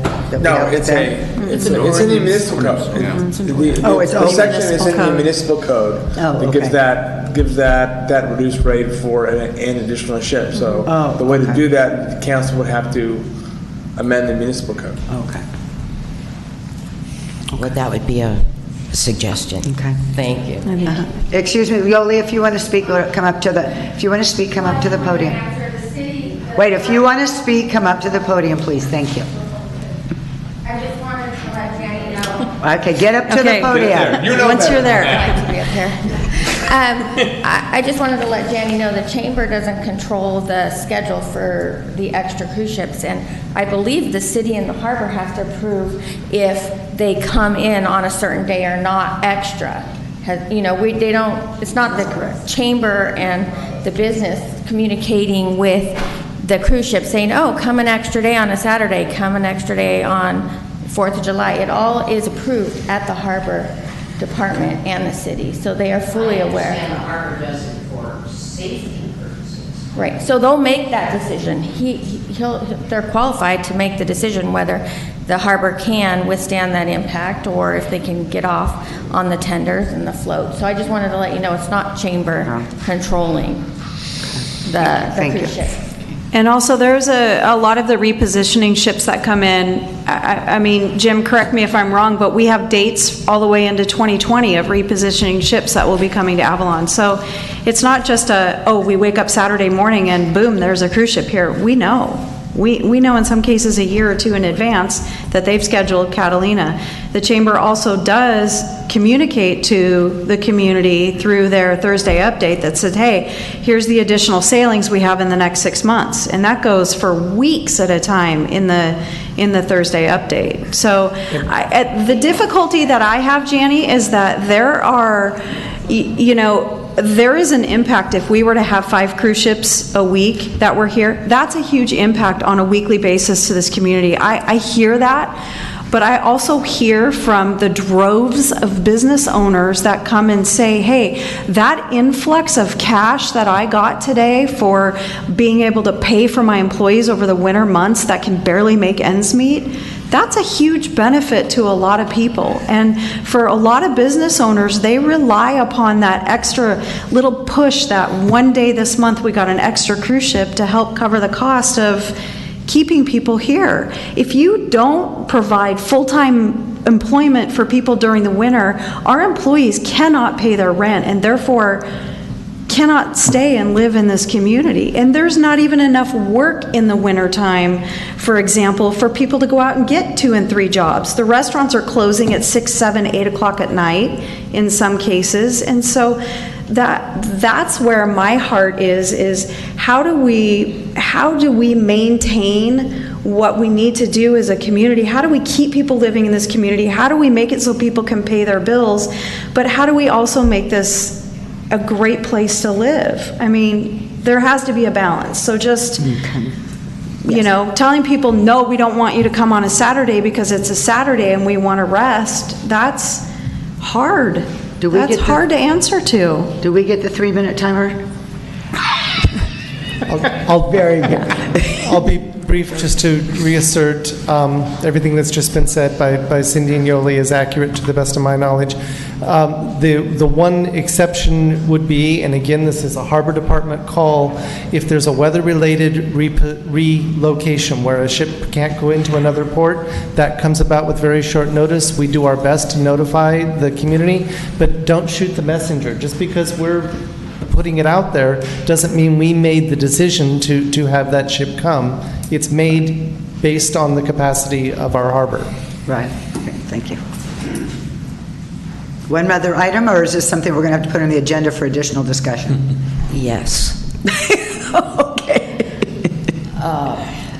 I'm not saying that they're not a great thing in the wintertime. That's been accepted by, I think, all of the population. But you can't say whether or not you're selling T-shirts or golf carts or whatever, that a cruise ship dropping 2,000 people in an hour doesn't affect everything. It affects the quality of life of this community. It affects people, whether people want to leave their house and whether or not they find it a livable resort or want to come back. You just have to check TripAdvisor for some of that, because you're also losing people that are, overcrowded on cruise ship days, especially on weekends. Okay. Thank you for your input. Okay, Paul, on a lighter note. Hello there, I'm Paul Birchall, librarian, Avalon Library. Just wanted to do a very quick mention. We will be closed tomorrow. All county offices are closed tomorrow because of the George Bush Memorial. I wanted to talk very, very briefly about the refurb. We're close to signing, I think, the lease on our temporary library. So the closing of the main library is going to happen probably very soon. Not sure when, but it's coming. When it happens, the Express Library will be available for all library services. We're going to have new books on display. It'll be a place where you can renew your books, check books out. The best use of the library, I think, will be for you to order books, maybe online at home. We'll have them delivered to the Express Library. You come and pick them up. Wow. I'm also have my fingers crossed that I'm actually going to have an area in there with some tables and a couple of public computers. There are a couple of drafts I've seen of what the Express Library is going to look like. We'll see. But I want, to have an area for the kids to go after school if at all possible. But again, time will tell. But it's going to happen pretty soon. I just want to say that it's coming up. Other than that, this week I'm emptying my art closet. So everybody, kids, adults, whatever, come on by. I've got like paper crowns. I've got little masks. I've got glitter glue. Man, do I have glitter glue. Come on down. Come down and enjoy your library. So I guess you're not at liberty to tell us where the Express Library will be until the lease is signed? I'd rather not at this time. Okay. But that's okay. We're excited to... Yeah, it's going to be actually a difficult few months, I think. But after that, I've seen the plans. You're going to like the new library. Sure. I promise great. you. Thank you, Paul. That's great. Okay, if there's no other public comment, we will go to council member reports. I usually start, right? Mr. Greenlaw mentioned, but I also wanted to give a shout out to both Public Works and the Recreation Department. I love Via Casino. That's my spot that really makes my heart sing for Christmas. I attended 2 Overtown functions. One was a community roundtable. Long Beach did a series of these regarding homelessness last year. They're doing it again. There were probably 150 people there, including service providers and people from the city of Long Beach. I gathered a lot of information, but there were a lot of interesting discussions about what's working, what's not working. There is an influx of money, and so it's a different situation that presents a lot of opportunities. So people are interested in that, and I know that that Mr. Hunke is working on putting together a homelessness task force, so I'll provide those materials for you. And then today was my regular Los Angeles County Commission meeting on local government services. And of interest to me was a discussion from a number of communities about the scooters, that they're still being just appearing.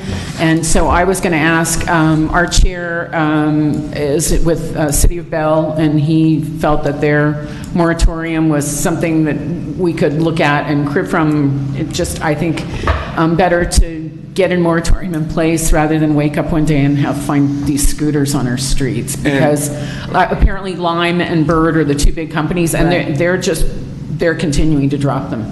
And our municipal code provides that they cannot be on the streets unless the council approves it. So if anyone comes... so you're already covered, because they are covered under your public transportation permit.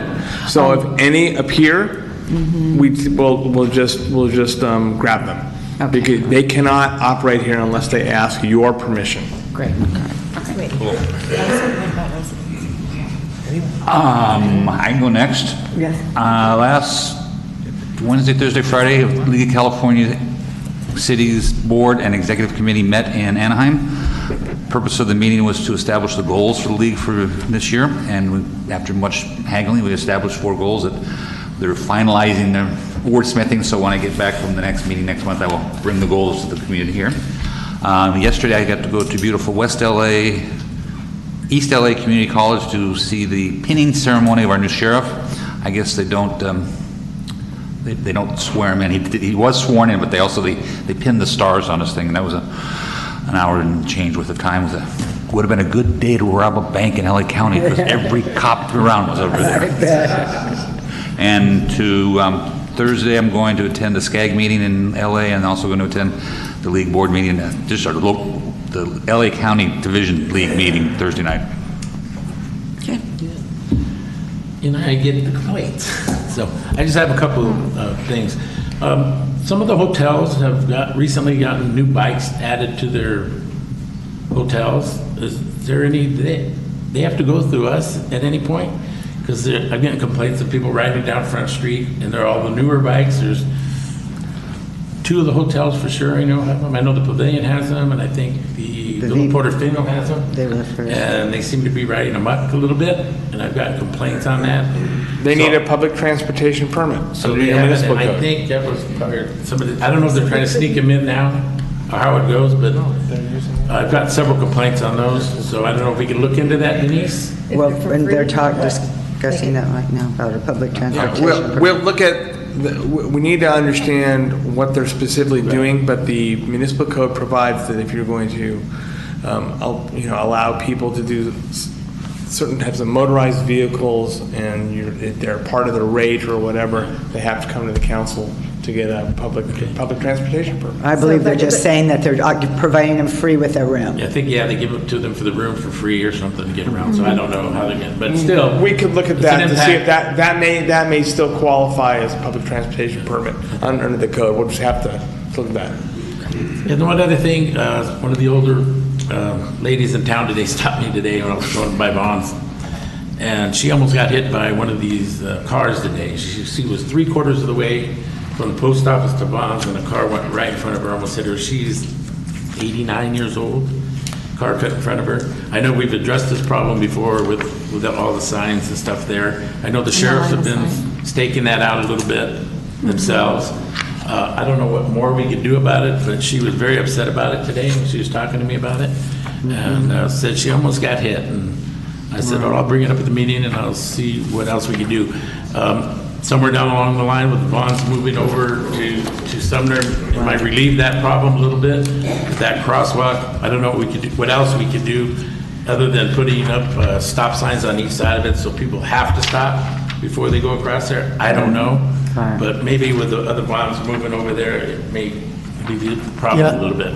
I would think so. And then there's definitely a whole toolbox we can put at the problem and just keep on applying those as needed.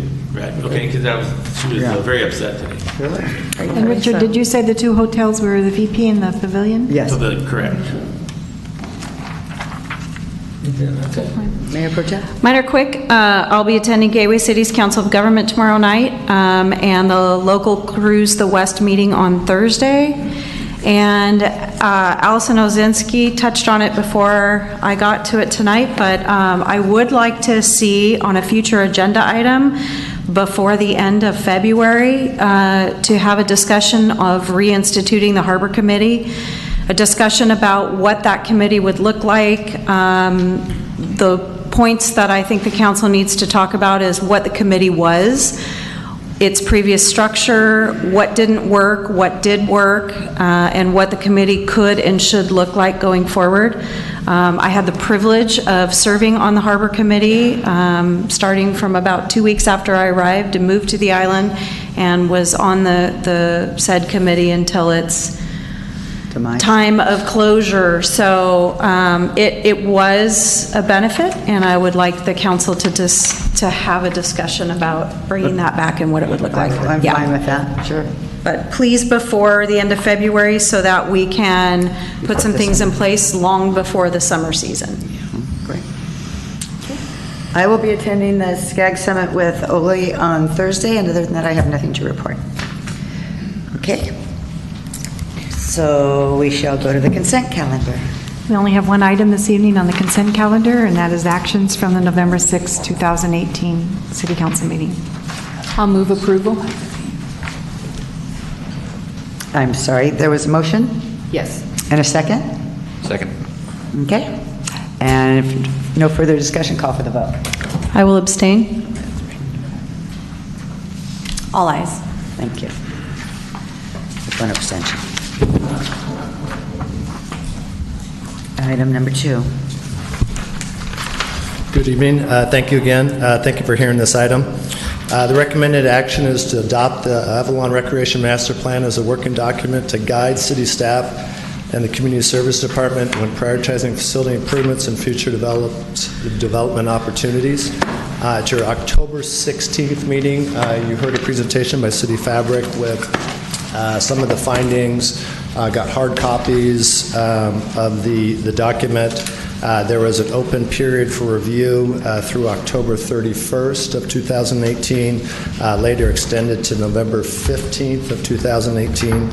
We heard back from 4 or 5 community members, a council member, 4 or 5 community members with some of the with some feedback in regards to it. Some of that information was implemented. The 4 major things that were changed in the document, and the document is here. We've had a hard copy here since it's been redrafted. It's on the city website on the community services page. The 4 major items were on page 143, the cost estimate for a community center of about 9,000 square feet is what's being recommended, went from $11.9 million to $8.8 million. On page 145, a cost estimate for the alternative swimming facility, and this was the Avalon Boosters facility, from $63 million, which included community center, included everything, including the pool that's being proposed, to $15.3 million.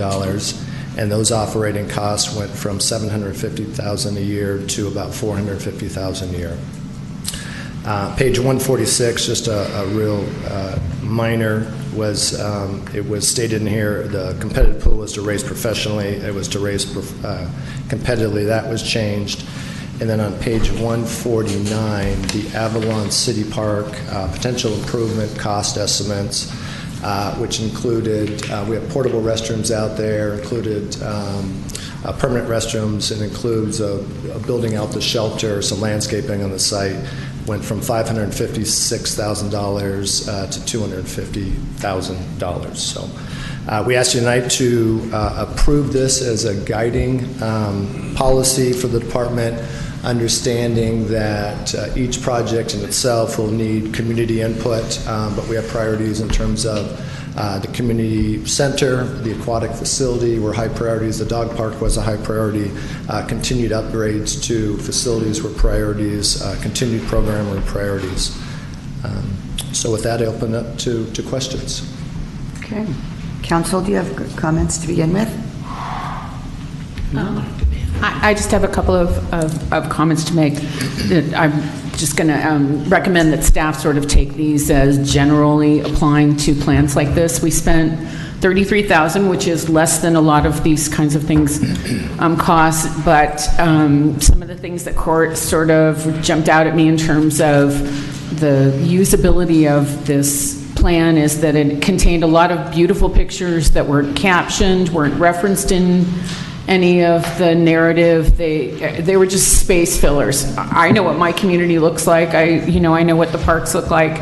So I think in the future it would be good to direct the people that are putting together the plans that they include things that actually relate to the purpose of the plan, and not just effectively serve as filler, which is kind of what I thought this was. Mm-hmm. And then the other thing, and I've talked with Mr. Hunke about this, is I really think plans that follow the lead of what they did with the LA River project, where you break everything down to as small a project as you can, enable the city to tackle things as money become available, rather than wait for $8 million to fall in our laps for something. We might be able to provide services that are a smaller part of that project if we start thinking about it in smaller increments. And so I know that Dan's going to do that with each of these things, but I think that it's also something that, in fact, the people that we hire to help do these plans could be directed to look at them to help us. That we just don't have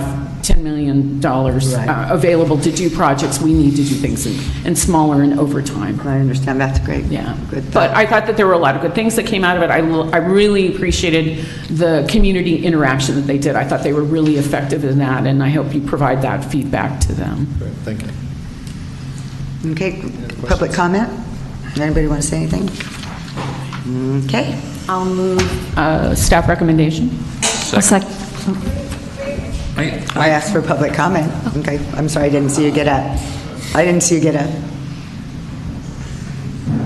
Hi, it's Kathleen, 311 East Whitley from the Avalon Booster Club. We did submit a document, so I don't know if just our input got included, and it was, or did our whole document get included? Okay, great. So if you guys could look over that, it has a lot of the reasons why we were doing certain things we were doing. Okay, thank you. And also, if we can get the land, which is key for the city, is the only person that can negotiate this land with the island company.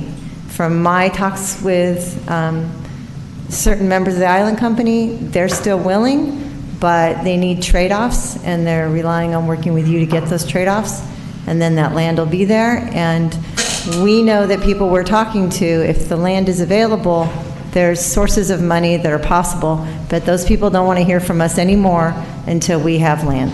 And hallelujah, singing to the choir. Okay.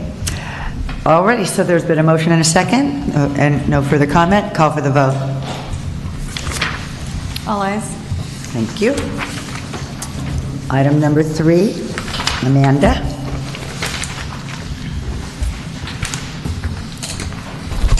Item number 3 was going to be consideration of our annual growth policy. Oh, yes. One of the things that we were recommending in this year's action was to rescind our water conservation policy that we'd adopted a few years ago that basically allowed individuals to go through entitlements, go through construction, and then have the project sit there until while they waited on their entitlements from Edison. Edison has contacted the city manager and myself and said that they have some concerns about this new growth policy. The growth policy is kind of the exact same as it was last year, but they have some concerns, and so they're, I think Elaine's here, and she wants to request that this be held over until we can meet with Edison. So, yes. Thank you. So Adeline Young with Southern California Edison. So we I just respectfully request that this item be pulled so that we can have an opportunity to discuss with staff some provisions and to clarify some provisions. Okay. I don't have a problem with that. I don't have a problem. But were there any comments, though, that would be pertinent that they could all take back with them? Because I know I had a comment. So go ahead, Pam. Mayor? Okay, thank you. Yes, I did feel that then in the recitals, we should include the landfill, since the closure is now estimated to be 8 to 9 years out and is clearly impacted by growth.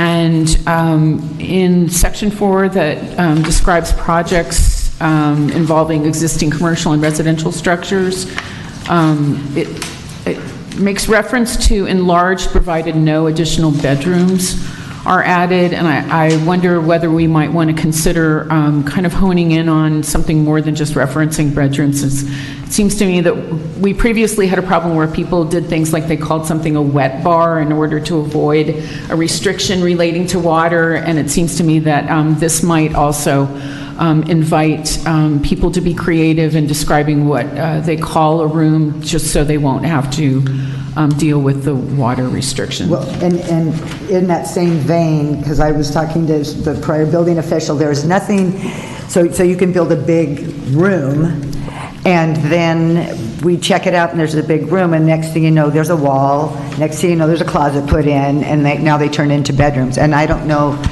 where that goes or fits in what that we can. well, that would be illegal construction, so. I know, but if we don't go back, I mean, how do you ever know when it becomes illegal?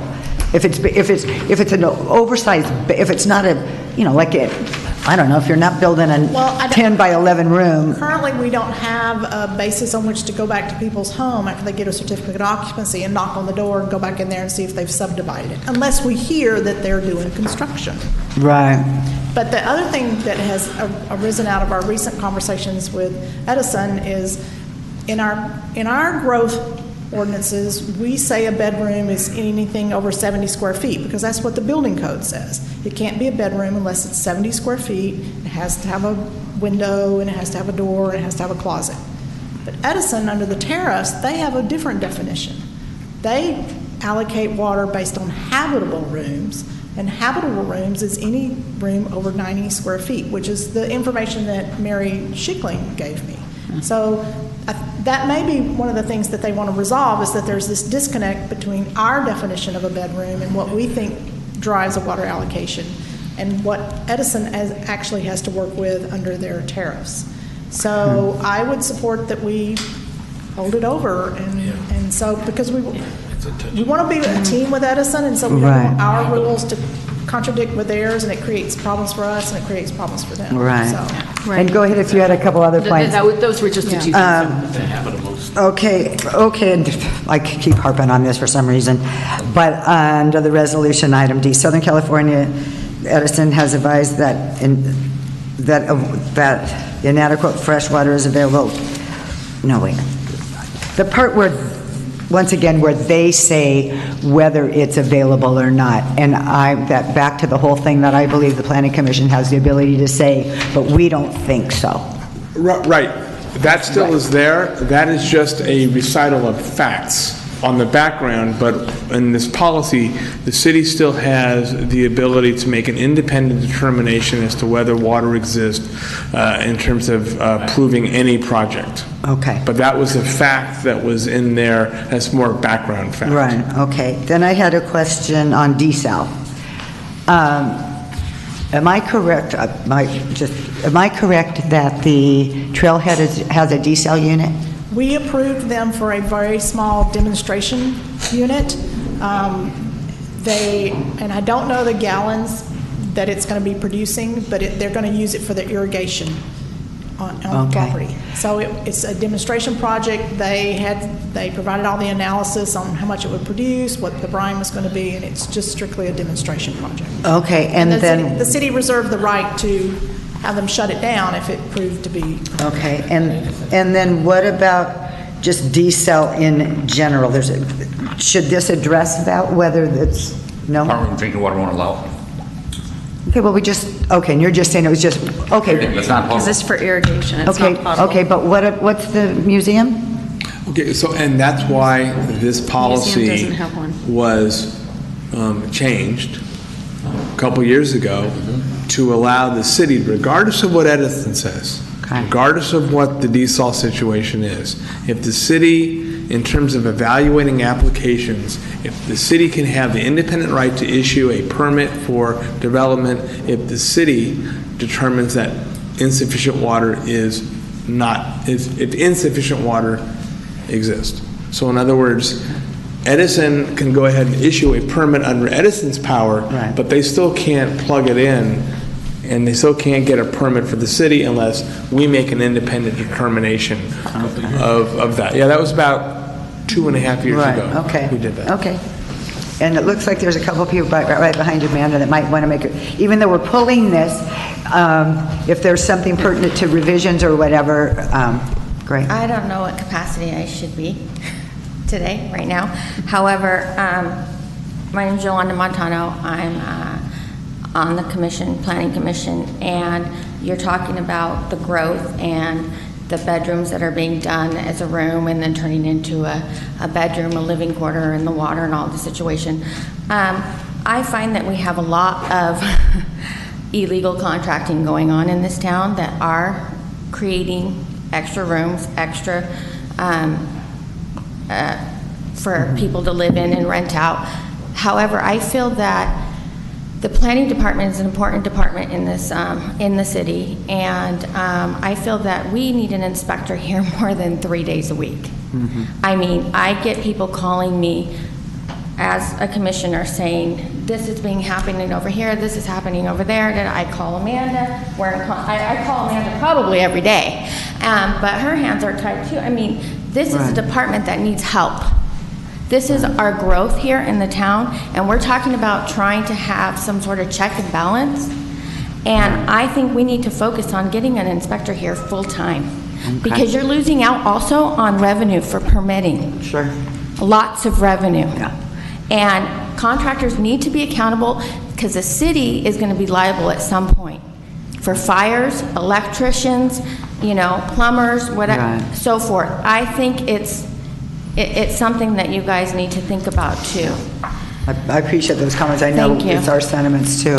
Yes. Just a quick question. I've repeatedly asked about putting in private desaltation. And apparently there's a moratorium in the city and there isn't supposed to be any private desaltation. So is this another one of those we're all equal until it's one of the big guys who needs a desaltation plant on their premises and the Conservancy got permission and we didn't? Pete's sitting here, I think I'm number 21 on his list of people who are waiting to put in private desaltation plants in my own house. I'm willing to pay for it, and we've been told we can't do that. So why did the Conservancy get permission to do it? Non-potable. Can't drink the Conservancy's water. Non-potable. It's just for irrigation, not for drinking. Yes, Pete. Hi there. Pete Edwards, 117 Viola. So, in response to Yoli's thing as far as the contractors doing stuff, there's a lot of work going on around here that aren't contractors. They're not licensed. There's just people doing stuff, and you know, there's a few of us that actually have insurance and do all this stuff and even come get permits and do things like that. But there's a tremendous amount of work that's happening by people that aren't licensed, including even into the condominium associations, that the board should be watching that, because you legally can't do that. So. Thank you for your comment. It's always a pleasure to see you at the podium. Okay, so we're just going to carry this over. Okay. Item number 4. City Manager Batty will be recusing herself from item number 4 insofar as she owns property within 500 feet. Do I get to abstain? Do I get to excuse myself? Are you within 500 feet? Yeah. Am I? Probably, yes. Oh, bummer.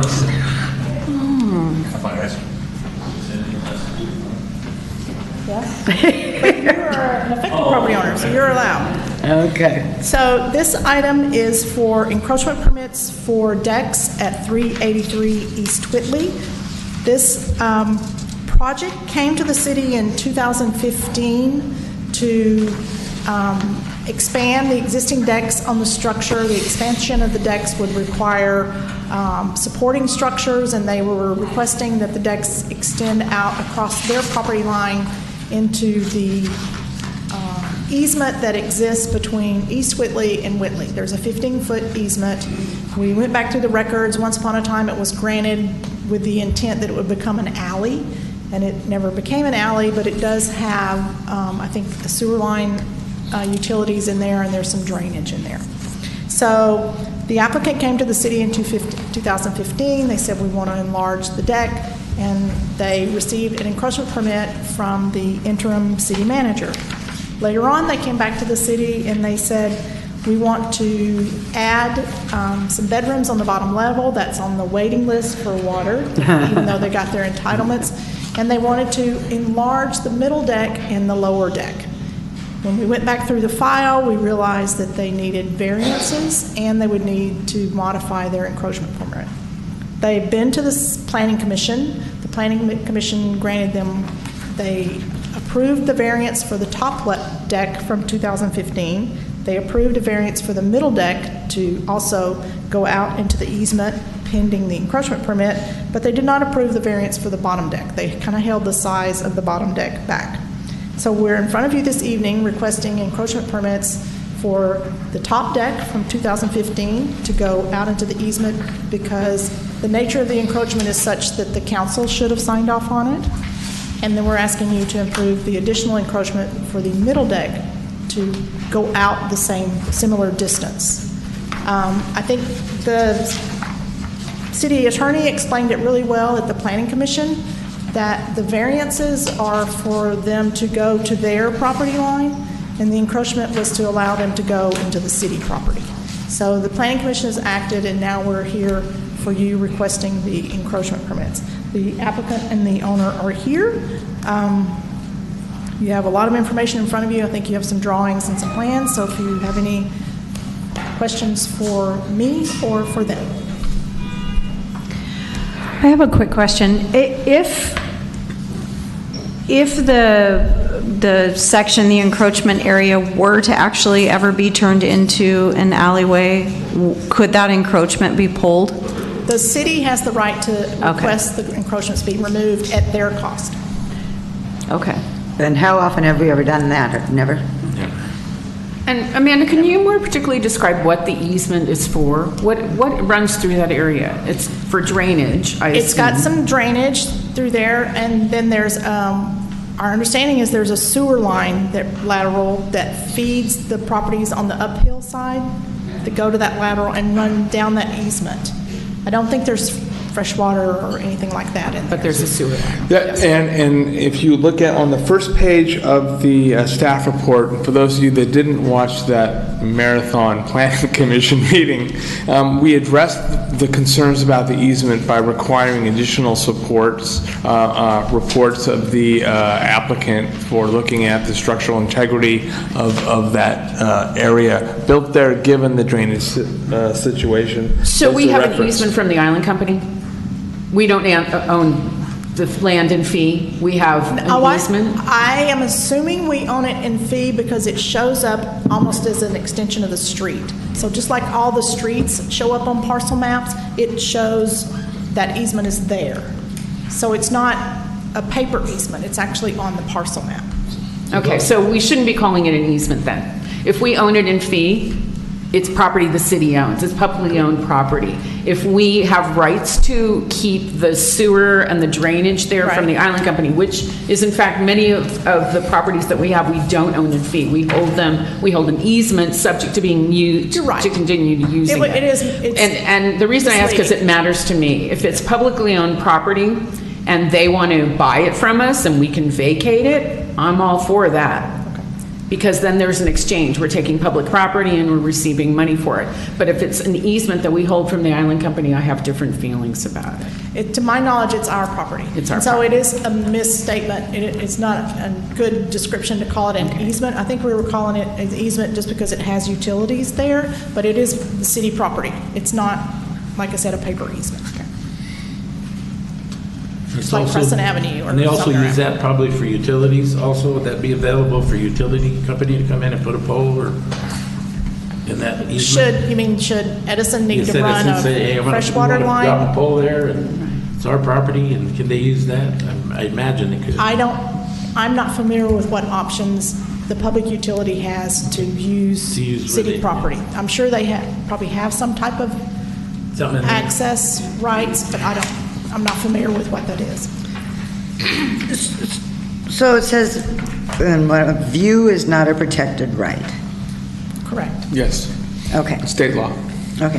However, the neighbor, but the neighbor could say, we've had this issue on the books for years about the view because something that went over was built out a little too far, and that thing has been a mess for years. I don't know, I just don't want us to be in a position where then the neighbor comes back, Okay. So let me clarify. Okay. As a legal entitlement, you do not have the right to a view, okay? Right. But in terms of the consideration of putting things in a certain area that may block a view, that's a factor that you can consider, but that person cannot say, I have an absolute right to this view, and therefore if you impair my view, I'm entitled to compensation. So, but it is a factor that you have used in other cases to determine whether in fact a structure should go into a setback or be allowed to go beyond, not be set back as much or encroach upon the city's land. It's a factor that you determine, and the one distinction here that we have made, at least with respect to the first application, is because the applicant came to the city and received an encroachment permit, although it was incorrectly, but they did receive the permit and they acted in reliance upon that, and it was the city's property that was encroached. That's what we felt there was a strong case for approving the first encroachment permit in 2015, and then the second one, the Planning Commission debated for a long time and determined that when they looked at this property, that encroachment would, or the variance was justified and reasonable given the conditions on the site. And so for 5 years, maybe there's nothing built, and these people next door get used to seeing nothing on that lower level on that big porch, right? And then we get water, and now they build 2 bedrooms and a bath. And then it encloses that all up, and, okay. The 2 bedrooms and the bath are within the unimproved crawl space under the house. So they're not enlarging the house on the lower level. They have an underneath area, like you have underneath a lot of the Sol Vista units. Right. That they got entitlements to add 2 bedrooms and a bath down there once water's available. Okay. But it's within the existing footprint of the house. Because that has no impact on view or any of that. Right. But part of their request was to add a 3rd deck on the bottom that would be the same size as the middle and the top. That's what I'm saying. And it's that lowest deck that the planning commission said, no, we'd rather keep that back to where it's just an access stairway for access out of the unit should there be a fire, and not be like a recreational deck. So we're not dealing with that really at all. No, It was also- the variance was denied for that. Yes, so. it was also thought that to the extent that the city would ever need to get access to any of its structures there, that if you had a deck over over the area, it would make it more difficult for the city to get access to its structures. Okay. So, one question that intrigues me a little bit is the encroachment permit our property. Do we have a list of all the properties that we've given permits out for? Do you have a list of that anywhere, or how many times have we done this? We do not have a spreadsheet of all the encroachments that have ever been granted. We have a file cabinet where we have a file for each street address that's been granted encroachments. Encroachment permits. So, have we given, to your best of your knowledge, have we given a bunch of those away yet? I know we did in the Tusi project, I think. We've given... a lot of them? We've done a lot of them. There's a couple of properties on Olive that I believe have received encroachments out over the Olive Street easement for exterior decks. We've had planters and stairways approved. We've had, we gave up part of the stair easement adjacent to Mr. Tusi's property on Middle Terrace in order for him to do some work there because we weren't using that whole stairway area. So yeah, we've done quite a few of them in different places for different things. Be nice, yeah, it'd be nice. We have all of the properties that have encroached down the mystery alley between Clementi and Clarissa. Right. There's an alley back there that belongs to the city, but we've allowed people to encroach because it wasn't a drivable alley. Council, what's your pleasure? All right. Well, I can say this because I drafted a lot of this and I was not as wise and experienced as I am 20 years later. And so I went and looked at another city to see, okay, what is happening here? Because this just doesn't sit right with me. The idea that if you're in the commercial area and we grant you an easement, an encroachment permit for your awning, it benefits the public. I can sort of get it that we're using public property for the benefit of more than one person. But here, these people bought this property. They know what their property lines are. Why is it it's up to the city to take our property, the public's property, and enable this property owner to have a benefit that nobody else would get if they didn't abut a public easement or public property? And so I happened to look at, where did I steal this from? I think it was Huntington Beach or one of them, and I'll pass it out. I made copies. They approach this totally differently, and they say if you're building a permanent encroachment and it doesn't serve a public benefit, it's simply for your own benefit, that they limit it to 1 foot. So that sort of deals with the situation where somebody builds a wall and somebody mismeasured or something. You're not going to make somebody tear down that wall.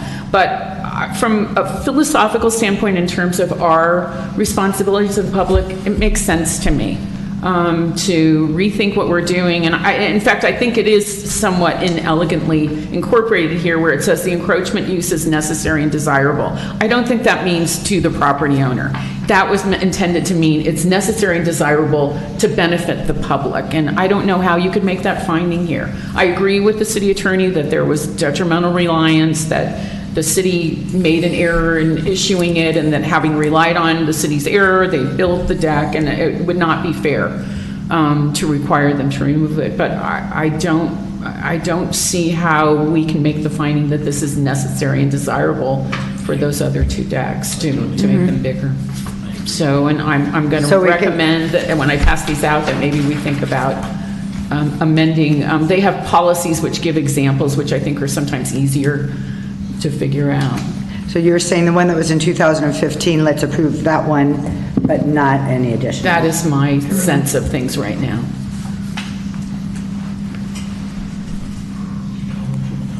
Do we have public comments? Oddly enough, Oh, Pete Edwards, 117 Beetaloo. This thing's been going on a long time. We originally came to the city, and there was a temporary planning director at the time, and there was happened to be 3 different building inspectors through the course of the beginning of the thing.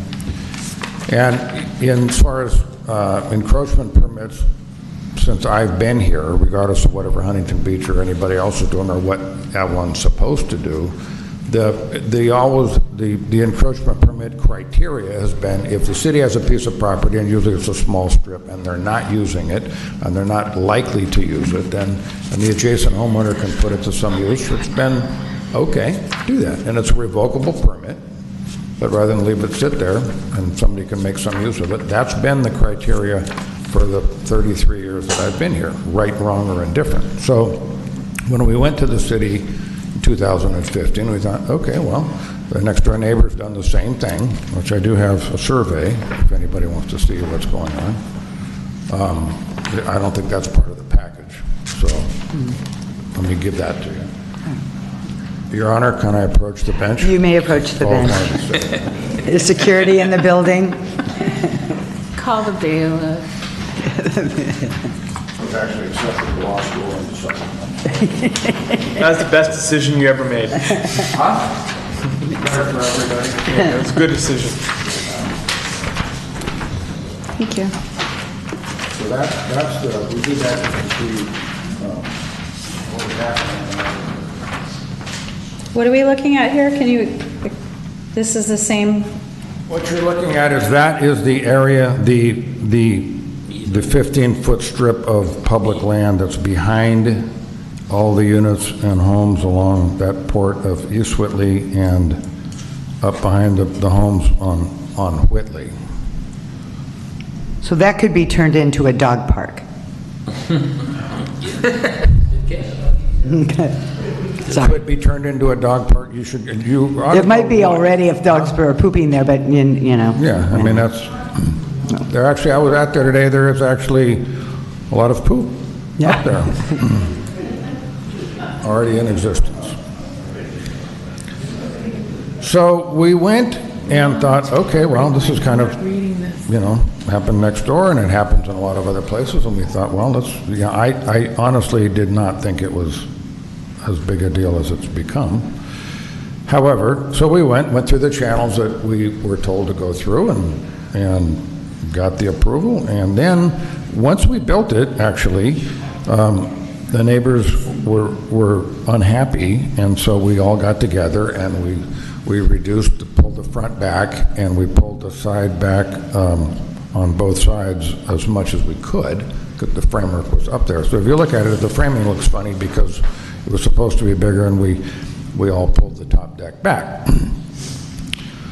So then, when we went to, at some point, there's a lot of room underneath the building, and we thought, well, let's go see about getting the planning approval to develop the underneath part of the house. It's a very small unit, and for future, whenever there's water, to add 2 bedrooms and a bathroom, and put a landing out the bottom and put a secondary fire escape kind of staircase. And so the bottom deck was shot down and it's just a small deck basically just to get out of the building. So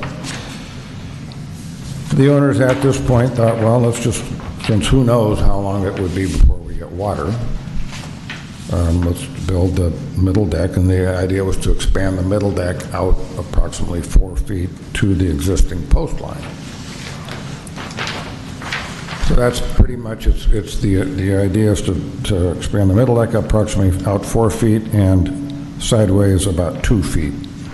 So it's the equivalent of about less than 3 pieces of plywood, the area that we're talking about.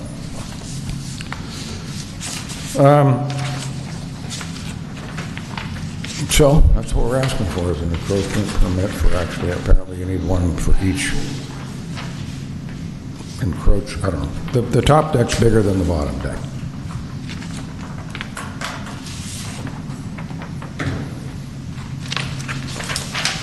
Are these two properties condoed? Is that what they did? It's all one lot? Pardon me? It's all one lot, so they're condoed? Yes, there's 3 units there. Two of them are attached to each other and one is separate. And when you look at the condo agreement, is there any document, any language that addresses this? Well, the one next door already has, this has been done. It's a lot. No, I know, I'm just, yeah. So. Yeah, there have to be original it's kind documents. of a casual, I don't, it's fairly Okay, they didn't loosely provide any? arranged. All right.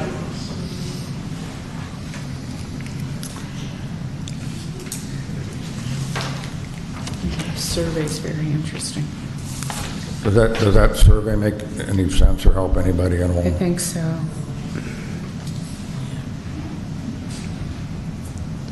And again, that one that extends out is already built. Built in 2006. And It says this is not a map of a boundary survey.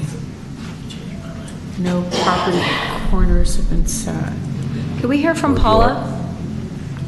Sure. So this is, that's Paula's the been part. patiently So waiting these to are say the- something. These are the items that are over that are already encroaching. I think she already has an encroachment permit. Yes. So they had, sort of have one. You guys are close. there's someone behind you, Pete, unless you were going to make a comment before we had a comment from the audience. Okay, I'll get out of the way.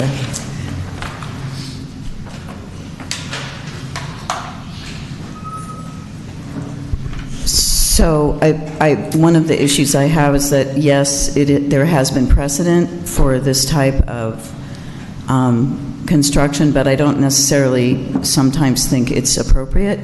One of the things that we had asked for, I believe, when I did not vote to pass this, I worry about the stability, and we'd asked for a soil report be done on this area before this was approved. And then the other thing is if you notice on that second deck, there originally was a hot tub on the street side of that, and they want to move it to the second deck. That concerns me a lot. I was, thinking about it from a water aspect, though I was assured it was a solid saltwater hot tub that was just literally came from the saltwater system, not the kind that is the water is treated by salt water, that it literally was salt water. And I have concerns about that, because who's going to, just like someone else was saying tonight, who looks after if that's the case? So I have concern about the stability of that in terms of earthquake or huge rains coming down off that hill. I would also like to say that for this hearing, there was considerable community input negatively for this project. And I think, as that's a responsibility, and with some really valid points of things that happened in the past because of the drainage off of everything coming down, both Marilla and Whitley, and everything drains back there. So anyway, I just think that you should take note of that too. This hot tub situation gives me great concern. Anyway, so that's what I wanted to offer Great. on this issue. Okay, thank you. And we have someone else. Kurt? Good evening. Pete and I have been handling this since the beginning, and like I said, there has been a lot of public comment on this. The clock runs with me, it doesn't seem to run with Pete. Drainage up there is one thing. It hasn't even been mentioned. It hasn't rained in so long, everybody forgets that there's a major problem up there. I get everybody's water coming right down to my place. There is a little drain back there. It's full of dirt, silt, everything else. That area is a no man's land. And just about every alley similar to that has been encroached upon, or call it whatever you want. But there's some really nice extensions of property all over town, and that's visible. That no man's land, if it was managed, maintained, drainage, there's just a haphazard drainage deal where I get all the drainage from Upper East Whitley. I get the 5 drains from that come down from just about every angle, and I get Chiconi's drain that's just a hose that diverts all the water just straight over to the deal. There is a drain that comes down my driveway, but it's been clogged since the day after the first rain when they put it in, and everything just floods over. I think the neighbor means well in what he's trying to do. Encroaching starts a precedent that I don't agree with. But what I would suggest maybe is look at it as parceling it out. Let us all purchase a little bit of it. We know there's a sewer line there. You joke about, the sewer lines up above Upper Whitley. Well, it always flows downhill. That's a very weak line. You're putting major pillars there. And we still, to this day, don't know the effect that that's going to have on that ground. The ground itself has been known to slip before. It's been cut, slipped. It's a clay content that literally slices and flows over, comes over the walls, comes into the yards. And in my case, I got turtles there, so I'm going to be scrambling looking for turtles for hours. But the drainage is a big problem, and the pillars by themselves, if it's not controlled, then it gets to be an issue. I'm not opposed to taking control of my fair share of that property. I mean, I'm up there cleaning the drains every so often as it is, just to do it. But the reality is nobody takes care of that area, city or no city. And I mean, it's no ill will to that part of it, but if it were allowed that we could purchase it, maybe that would be an answer for the responsibility of it. I end up with the headaches. Everybody else ends up with the space. I get the sewage, I get the drainage, I get whatever utilities have yet to be found underneath that ground. But the reality is if we take care of it, everybody might benefit, including the city.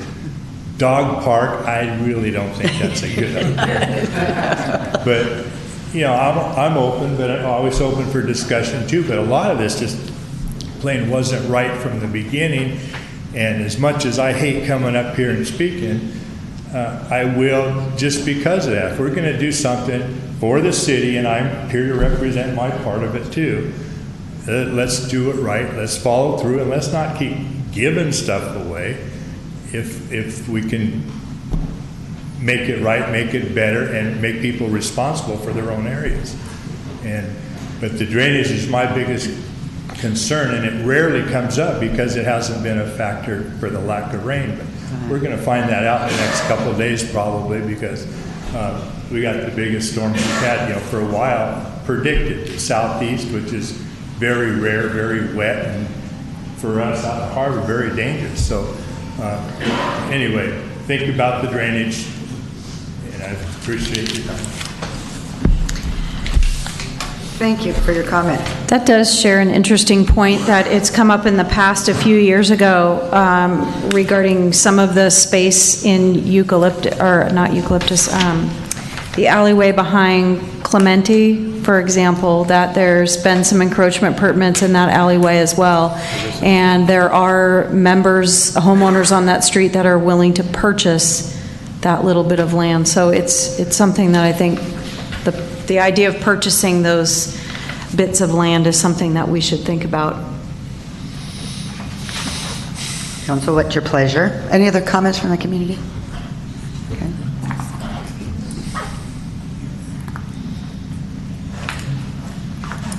Can you I'm kind of struggling to read the notes on this because it seems to be saying it's kind of a survey, but not really. So I don't know what a planimetric, I mean, I thought that that was, shows you one plane.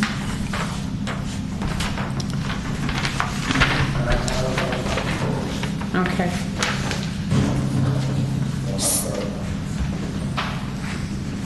It just seems to have kind of a lot of, like, we didn't really rely on everything. We didn't do a title report. There were some monuments. We used those. We can't say that they're exactly the right ones. Well, that's every surveyor. I know that. Well, So this is the next surveyor. right, okay. And so, but you're confident that that is the line? Okay. Okay. Okay. And these people have mentioned these people. So right now, sewer line runs down and Right. it drains. And do we know where the sewer line is? It's right on the lower end. It's on the After lower he end. clarifies. Okay. It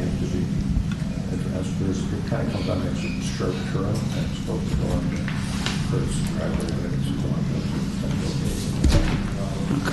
Great. Okay, the drainage, yeah. Okay, thank you. Okay, and Diane Stone. Diane Stone. I live on 385 East Whitley, and I apologize because I did not hear what has been said before I got here. I have a problem with the fact that there are proposed 3 decks. There's already one large deck up there. There are 2 more decks that are going to be built on this property out to the stanchions that are already out there on city property. And my objection was that I felt that they were obtrusive and that it was a large mass. They're also going to be having a jacuzzi on that. But part of the problem is also because of where those stanchions are located and in relationship to the hillside, it's permanent. I mean, it's there, and I don't know what it's going to do to the runoff. I think did Mr. Greenlaw? Was it Mr. Greenlaw? Yeah. Looked at that, and I don't know if he had presented his findings on that. It's a very unusual piece of property, and I feel like you're setting a dangerous precedent with this, because it's sort of, once it's there forever, and I don't know what else can be done to mitigate the fact that this is out over city property and it's a significant structure. It just, you know, the one deck that's on the top level is one thing. I mean, it's there, but the 2 more decks will have an effect on access and again, more of how the water flows. That water, when it rains, comes down in many different directions, but one of the main directions is that on the properties there next door to me, it comes down to my house, in front of my house, across the front, and down between our 2 houses. And then down again, and actually I'm not quite sure how and where it goes from there. Probably Kurt knows better. But there's a lot of water that can come down in that direction. It's kind of, the construction of those houses was a little odd in the first place, and the way the water is directed out and around and down is highly unusual. But and I don't know what's going to happen when there are more decks added to this. You're still going to have the water flow, and you're going to have the water drop. So I have issues with this setting a precedent. I think you're going to have some other people coming forward and wanting similar things, and I don't know how you say no once you've said yes. Okay, thank you. Okay, so just for my clarification, and so it's, let's say it's revocable. Do we have to, then Sunday we have to have all of these lists of reasons why we revoke, or we just wake up one day and go, nope, we're revoking it? Well, it's a conditional grant of use of the city's property. So you have to have a good reason why you're going to revoke it. Well, no, it's always revocable. It's always revocable. I know, but based on, okay, now the water flow's not good, and so we revoke it, and then they tear it down. Yes. I mean, but again, remember that one of the conditions that the Planning Commission put was for them to, they can't build it until there are engineering reports showing the structural stability of the proposed structure as well as the soils underneath it. And soils takes into consideration rain. Right. And rainfall and waterfall. Correct. Okay, yes, okay. Mr. Greenlaw, could we hear from him if he looked? Yes. Yes. You'd like me to answer some questions? Well, I know that there was some question about drainage and what exactly the property's used for, and... Well, I've only taken a cursory review of it. I have not looked at any soils reports. I've just... I know that when I did the 2016 capital improvement project and the property that was right upstream from that, and I was trying to put in a new manhole, I could not get that manhole in, and I had to actually just put in another access hole there. And that's how limited it is when I can't get back to those utilities. So I wasn't able to service our sewer with that property. So just kind of giving you a warning of, if we go in and we go into what is city property, where our main intent there is our utilities to start, that it would not be good unless we can get access. Or if there's some more permanence to that, whereas you would have to improve the sewer or those things if the property was sold, then you could trade off that and get some longevity in that, maybe another 50, 100 years out of, an improvement. Right now I can't tell you that's been lined, that sewer has been lined, but it could at any time, I need to get equipment back there. And that is one of the detrimental aspects of actually building something. So if you do build in, like we've put decks very high up in areas and we can get around those, and you haven't hampered the ability to get a piece of equipment back there, because the slopes back there are bad anyway to try to get a piece of equipment. So you've got to not try to hamper that. So I guess I've only incrementally, just looked at it, a little bit. So. And if I could address that, in condition number 2, we specifically put there that the city needs to confirm the location of the sewer line and confirm that the deck structures do not impact our ability to service that sewer line. So even if the council were to grant the encroachment, it is subject to Public Works going out there and making certain that they can still adequately get access to the sewer and service them as needed in the future. Okay. Thank you. Yeah. Pete Edwards, once again. So you couldn't get a piece of equipment in that piece of property unless you dropped it in with a helicopter, regardless of whether this deck gets built or not. And once you dropped it in there, it would roll over on its side. So that's not going to happen. I did talk to Jeffrey today about the sewer line. And there was a plan to put a manhole in there, which seemed like a dumb thing to do, but so they put in 2 cleanouts, and I went and looked at those today, and those were put in after, about a year ago?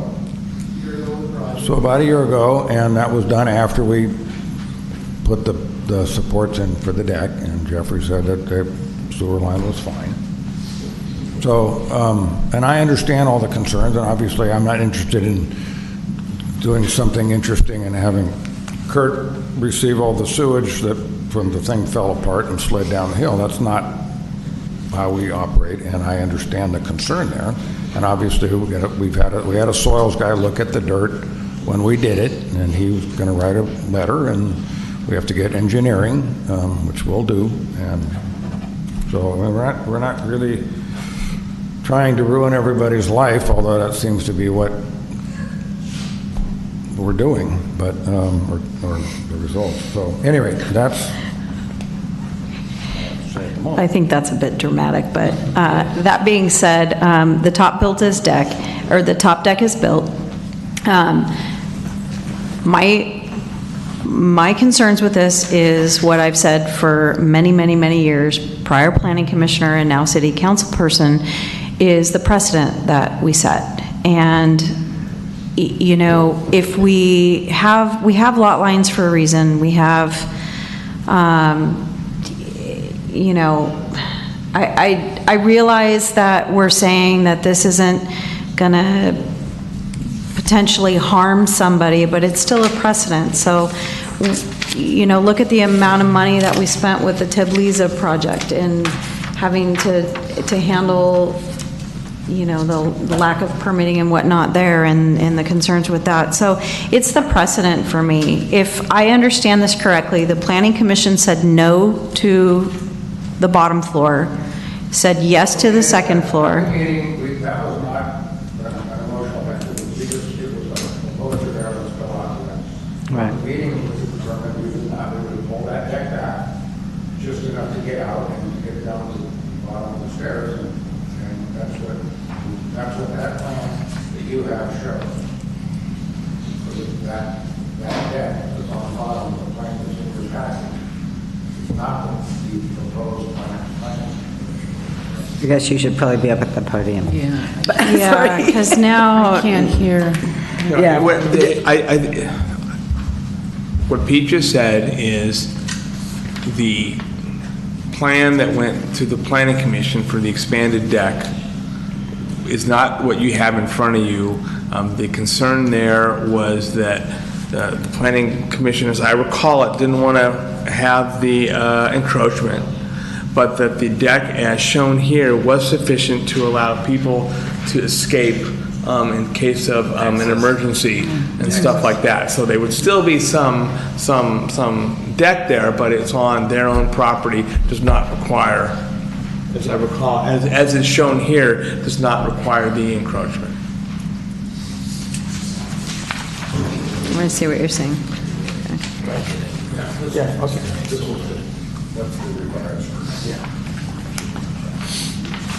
What was that, Pete? I think if you'll look in the plan, it's a little page, it looks like this. It's been kind of cut off. It says A2 down in the corner. It's part of the staff report. Yeah. That, right. Okay, so in the box titled here that says lower level, Yes. future deck, that shows what the Planning Commission approved as part of their, what they were requesting on the lower level. And then on the existing mid-level plan, it shows you the existing deck, because there's already a deck in the middle that's been there since the home was built, I believe. And it's showing where they want to expand the middle deck. And so the Where it planning- says the proposed 8 by 10 on the corner on the left. The next box over. The next one. The one that's got the square in the middle, it's right in the middle of the page. This one right here. Yeah. Oh, I see. Right. No, you're talking about this one right here. Yeah. I think we're looking at the same thing. It says proposed Existing new mid-level? spa. It says proposed new spa. Spa, right. So the planning commission approved the variance for that deck to go out to the property line, but it can't go beyond the property line without the encroachment permit. Without the encroachment permit, it'll have to stay at the property Yeah, line okay. on the middle level. Right. And the current encroachment they have is 4 foot 2 inches on one end of the deck and 3 foot 1 inches Right. on the other side, and they're asking to enlarge that to whatever dimension is not listed on here. The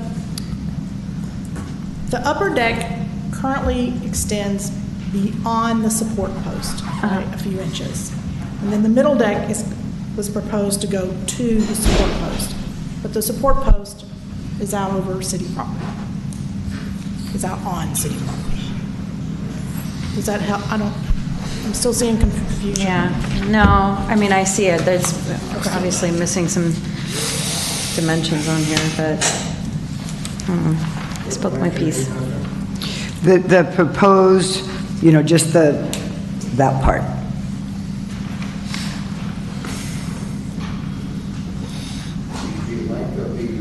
Right by where it says 8 by 10 and 16 by 8.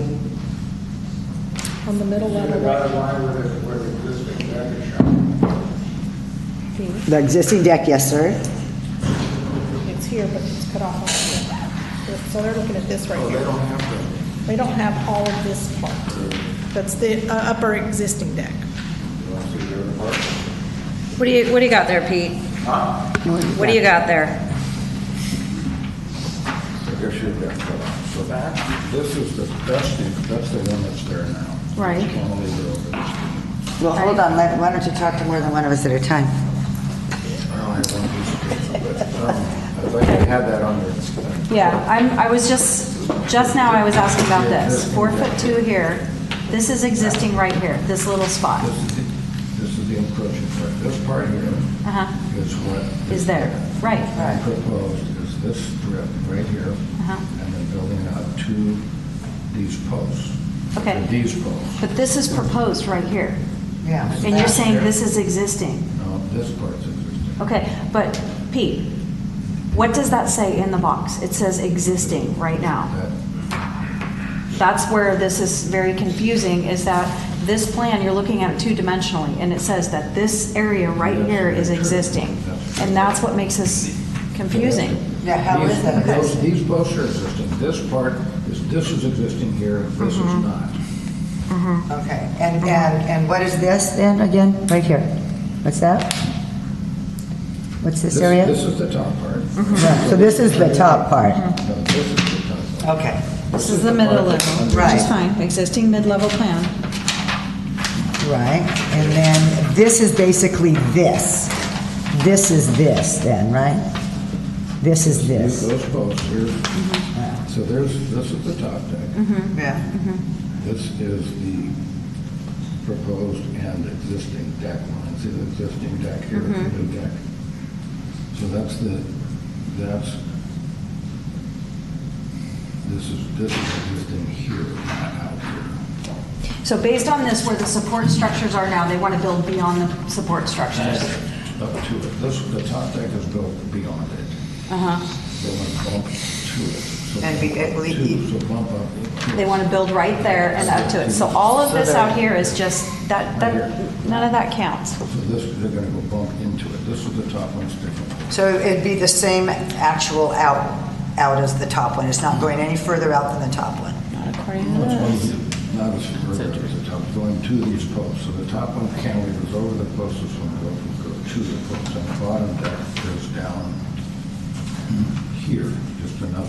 It's going to encroach right here, this triangle, and the stairs will come down it, so they can just drop on it. Originally, it was going to go out and over and down and out to this point, but then we pulled all that back.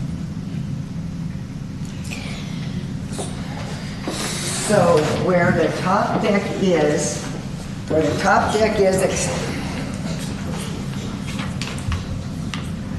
so Amanda, where the top deck is, where the top deck is, This is already here. This is the. that's where the support studs go down from there. And they want to, right, The support studs are like this. right, not on our property. The supports are on On our property. Oh, And- this is middle someone deck else's is property. proposed to That's what come I to was here. saying originally, that this was. And it But would, the property line's back here. okay, so it doesn't stick out anymore. One deck doesn't stick out any more than the other, though. this The is- decks are even. The top deck Sticks out more than, beyond the support post by about 10 inches. oh, okay. Well, and that's the one we're not doing anything about. The big one, that's the one we're going to grant And the. so I don't think legally it would be advisable. Floor. To the one from Floor 2015. is only going to be. Correct. You That's say it's the not top. advisable to even approve that one? To these posts. Unless he pays for the property? Okay. So you can see the deck there. The deck wants to extend over. And then how do you figure that out? There's ways to figure that out. Yeah. Okay, Paula? Can we get on? I don't know what. It's just so hard, it's so complex. No, I understand what you're saying now. The top deck was given a variance and not done correctly. So they got to build that without going through without an encroachment with just a variance. So Right. now what had to happen, but it had already been done. That was 2015. So Yes. this is just, I mean, the logic was we're not going to make them tear it down at this point. But should we keep going down to the second level and to the third level? So the third level, the floor, the base deck was modified to just be a stairway. Right. And the second deck would be the same coming out as the top of it. So with a hot tub on it, with drainage issues. Right. And so that, for me, it's all about safety and structure. Right. So I mean, you know, about whether whose property is or anything, and whether it's the precedent, as Councilman Cassidy said, whether it's just okay to keep saying yes, yes, yes to everything, and have it come up to bite us at some point, as it will. Because what Mr. Cameron was saying, and several other people that talked about it, when things start to rush down all of those drainage, it's crazy. It's crazy. Thank you. Council, what's your pleasure? I guess I should make one more comment before we go to any sort of vote that, you know, if this is approved or if there's changes made, however it goes, I don't believe that these plans reflect exactly what you're asking for, as we just talked about. That I think there's some information missing on these plans, so at the very, very least, if this is to be approved, I would like it to come back to the council with an appropriate set of plans that clearly indicate what it is that is currently there and what it is that's going to happen, and that becomes part of the public record, because this is... I don't know what's missing.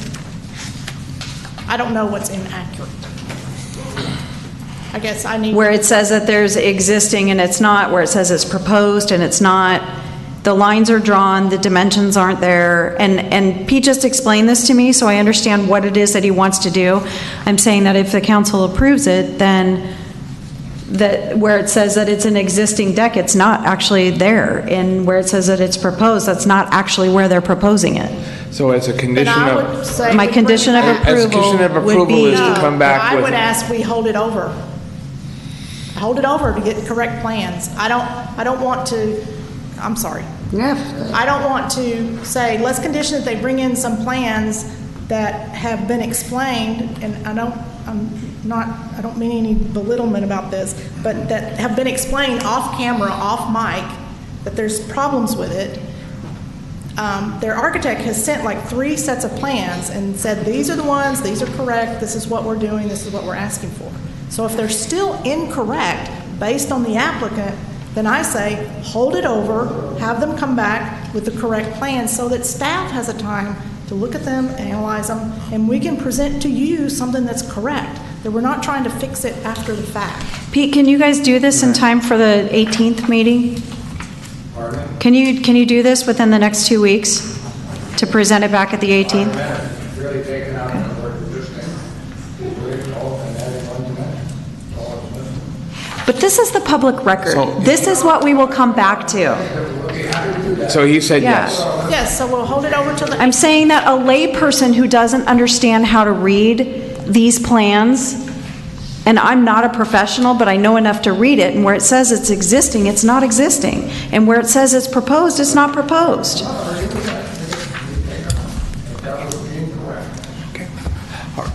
So we'll hold this over? Is that the council's...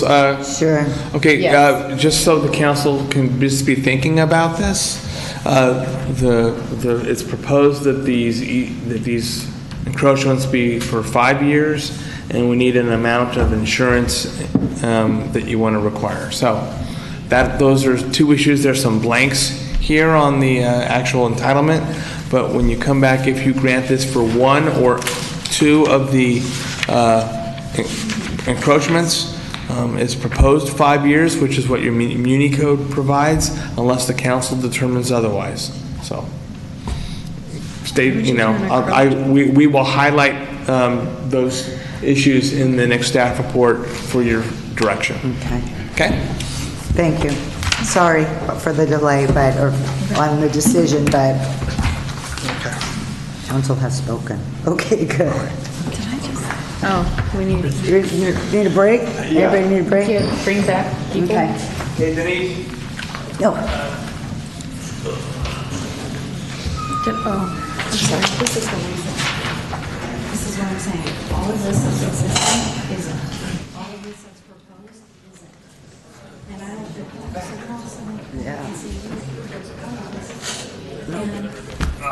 and then they can say, okay, can you build all the way up to the because that's what you said we could do. Do you see that? Yeah. And then he says, Jason, maybe we should have just called her out. hey, Jason Perret. Are we? We're not on a break, are we? We just have a city attorney that took a hike. Oh, then I'll give him another water. Oh. You're right on the door. That was 50 minutes.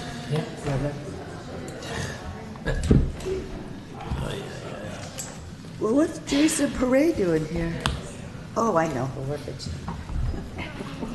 He's early. He's here early. I thought he was going to come talk about the water that drains down East Whitley to his house. He gets all the way down there. We're in serious trouble. Yeah.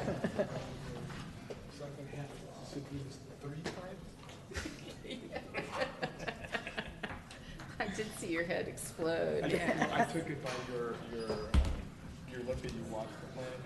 Oh, yeah. Oh, yeah. Okay, she's getting water and you just took a piece, so sit down. This isn't going to be long. Is this a potty break? What's that? Is this a potty break? Uh-huh. You need to go now. Forever hold your...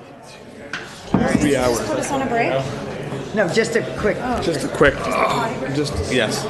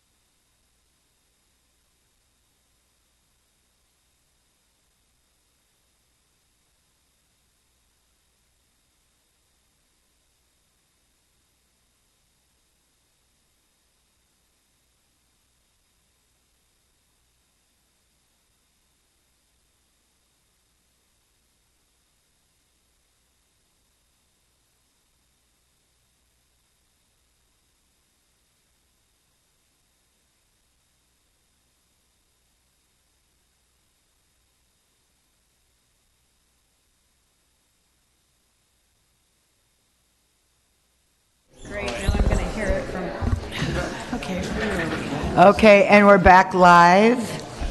Item 5, City Manager. Number 5 on the general business, at the November 6th City Council meeting, City Council authorized staff to go out for an RFP for an end float at the end of the Pleasure Pier, but you wanted to review the RFP first, so here it is before you.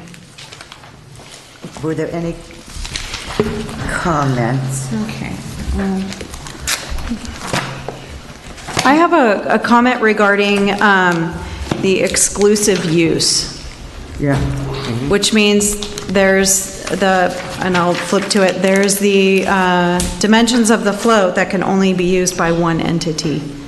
That takes up that much space in the harbor. Whereas now, the end float or historically, the end float that was there serviced a couple different purposes? No. The end float that we're referring to here is the float that went on the end of our float. It's not our city end float. It was what was once the Island Enterprises float. So to put out a capital outlay on a float in a building, we felt that there ought to be a long-term lease with exclusivity to it. Again, that's maybe people don't want to do it. To me, if I'm going to put out $200,000, I want to make sure that I get my money back in a point in time. But wouldn't one way of getting your money back be to sublease or make arrangements with other businesses to also use the lease and allow the person that has this end float to enter into those arrangements? Right. We didn't put that in there in this RFP because, quite honestly, I'm not sure what the city's take on that legally or anything else. I mean, it can be put in. I just think from a business standpoint, I don't know how it pencils out if you're not doing that. I don't know that there's any business in the harbor currently that's going to say, I'm going to spend $150,000 for this float and I'm going to reap that money back by doing what? That they're not already doing. Right. Yeah, that's my question. Again, that's... Yeah, it's more of a... You could make it exclusive to the extent that the person that gets this has the ability to sublease it out and stuff like that. Right. But they have control over who uses that. Right. Yeah. But that doesn't say that. It doesn't say that there, but that doesn't mean... Is that what you're...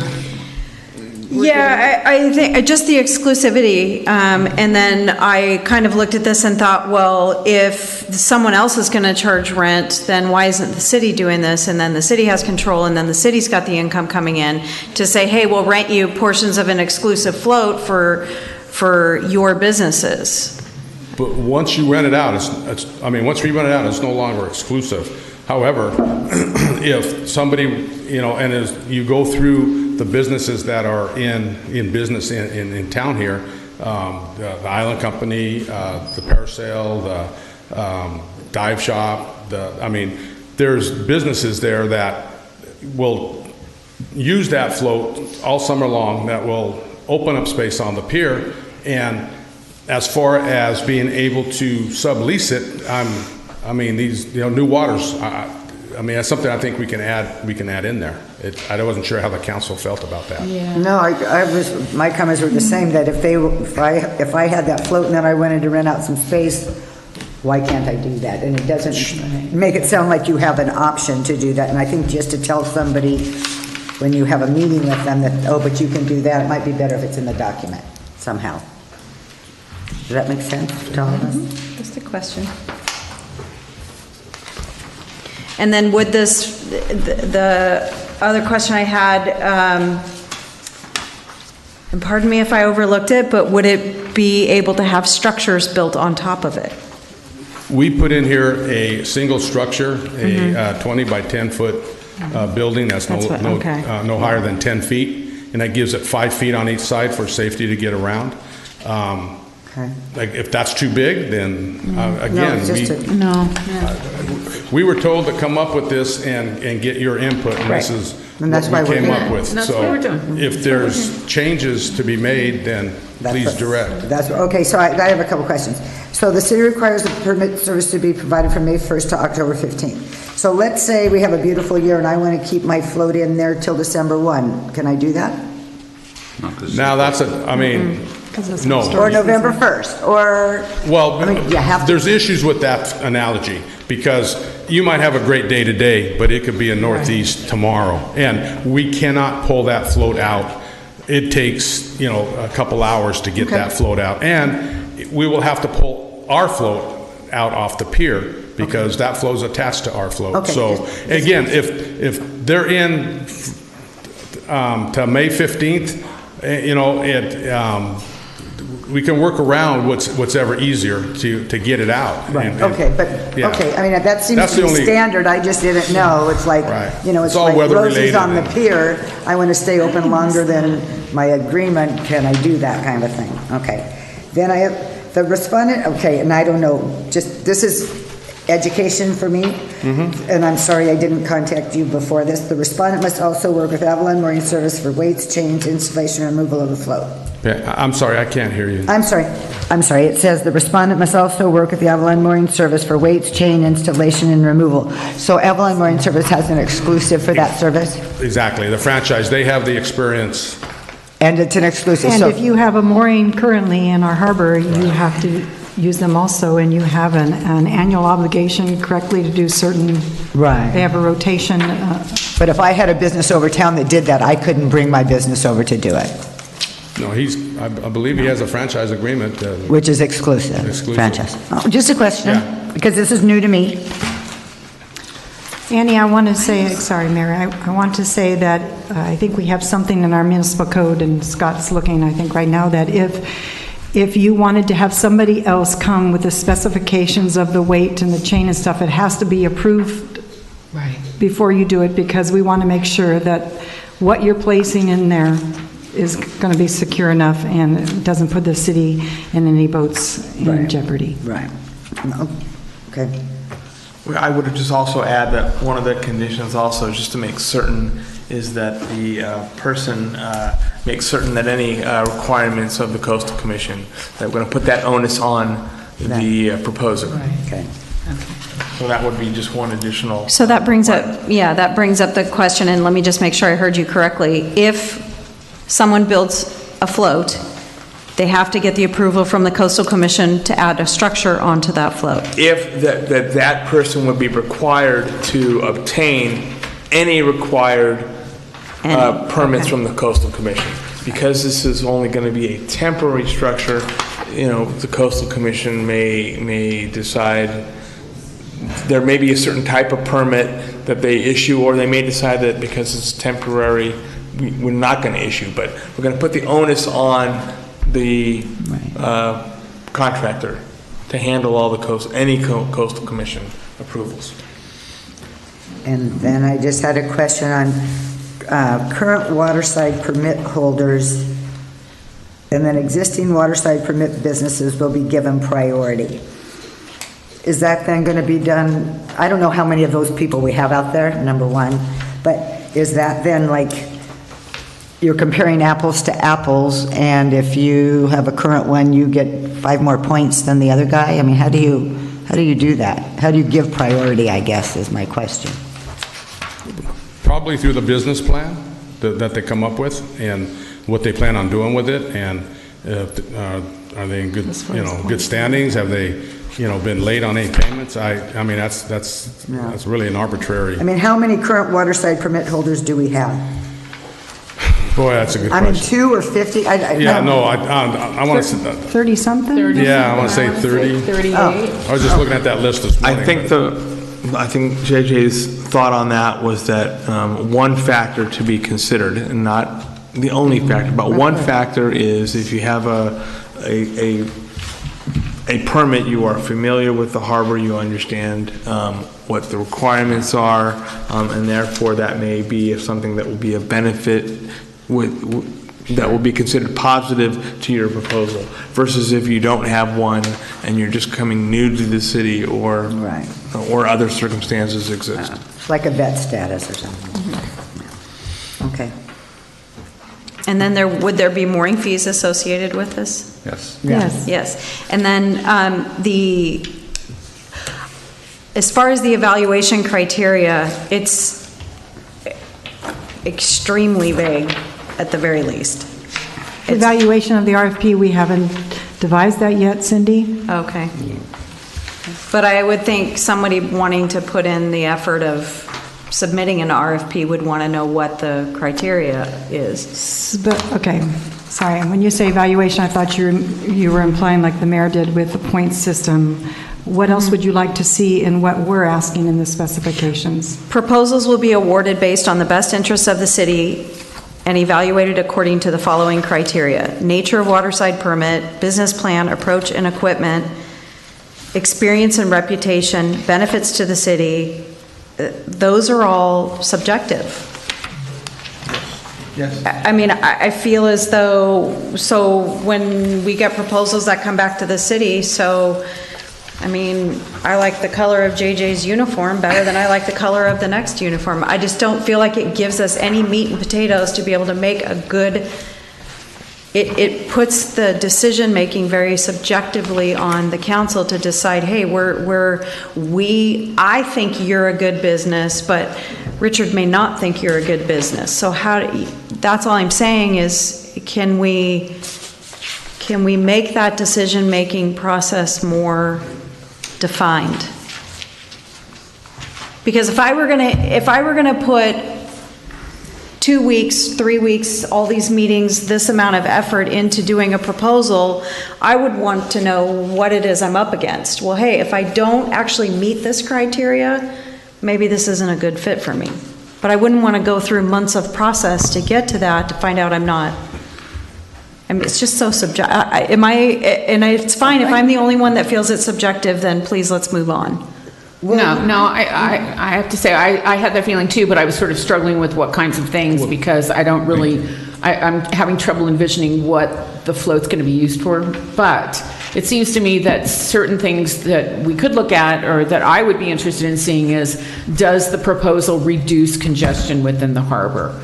Does it add to the safety and the use of, I mean, which are still semi-objective, but at least it gives the responder an opportunity to see what the city's trying to accomplish with this. I think what we can do is take the comments and we can incorporate that into what is required for the business plan and approach and equipment, is to be more specific as to what the city, the factors that the city will look at in analyzing that. And the question for the council is, do you want us to do you want JJ to come up with those and then come back to the city, or are you fine with, giving us the direction? We will then develop it and we'll go out and we'll see what's out there. Right, I think that's good. Yes. I have a question for JJ. Yes, sir. We only accept new applications for waterside permits in Avalon. In December, right? We accept the new ones, for new ones in, I think it's second week in January. First week in January. The renewals are done in December, which is coming up next meeting, I believe. The way I kind of read this, it's got to be an existing waterside permit holder. Otherwise, if they got the approved for the RFP, that kind of says they're going to get approved for the waterside permit, because when they put the float in, they're going to be doing the business. I think we have a chicken and egg thing here. Or a timing issue? Well, we have granted new businesses waterside permits in the middle of the year before. Yeah, there's a provision for doing that. I mean, it says that existing waterside is a preference, but it's not it's a priority. A priority or a singular basis. I hear what you're saying. Yeah. And on that criteria, for example, with what you brought up, is it more attractive to the city if, because of the safety, if they're not going to use it exclusively versus use it exclusively? I mean, and you have to have that determination, because that would be something you would want to look at, I would think. Correct. I mean, as for the congestion part of it, it moves all the boat. I shouldn't say that. I mean, you don't have to answer that for me. But. I'm just saying that in my estimation, I'd obviously like to see somebody locally get it. I mean, and then they move off the main pier which is really congested, Right. to this float. Now, that's not to say that somebody else is, you know, I'm not going to come in and try. So it. if I had a dive boat, I might We're trying to say- think of everything, and, you know, it's you get tunnel vision sometimes when you're trying to come So, up. but if I had a dive boat, I might want to have that because I would think it'd be easier for my people to go on and off, and I could sell my dive gear, rent my dive gear from there, and then I could let somebody else stay on the float as well, and like that, right? I mean, I could be selling bathing suits at the top of that float if I wanted, right? I mean, I don't think we put in there anything, you Okay. know, except I mean, for hazardous materials. Right, you know, okay. Ice and whatever. Okay, I mean, don't mean to make a mockery of it, but, okay. I think you've got some good comments from the council. And then how does the council feel about it being a current waterside permit? One of my thoughts would be, do we open this up to just anybody and everybody on the West Coast, for example, that wants to come in and do a business in Avalon when we already have so many businesses struggling? Well, we do it, maybe we do it, I don't but mean that in a bad we way. know priorities given to I'm going to advise against making a requirement that you have that made.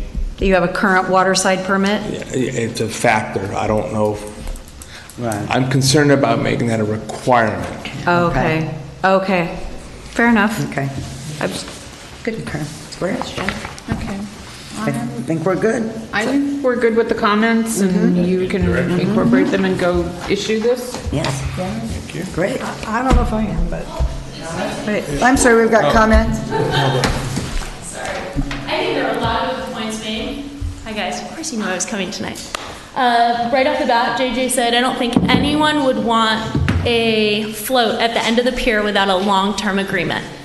I cannot tell you how many meetings I've been, how many attempted meetings I have tried to have with the city of Avalon asking for a long-term agreement. The only reason the float was not installed this summer was because you guys only wanted it to be there for just this year so that you guys could put out an RFP just like this and hand it over to someone else.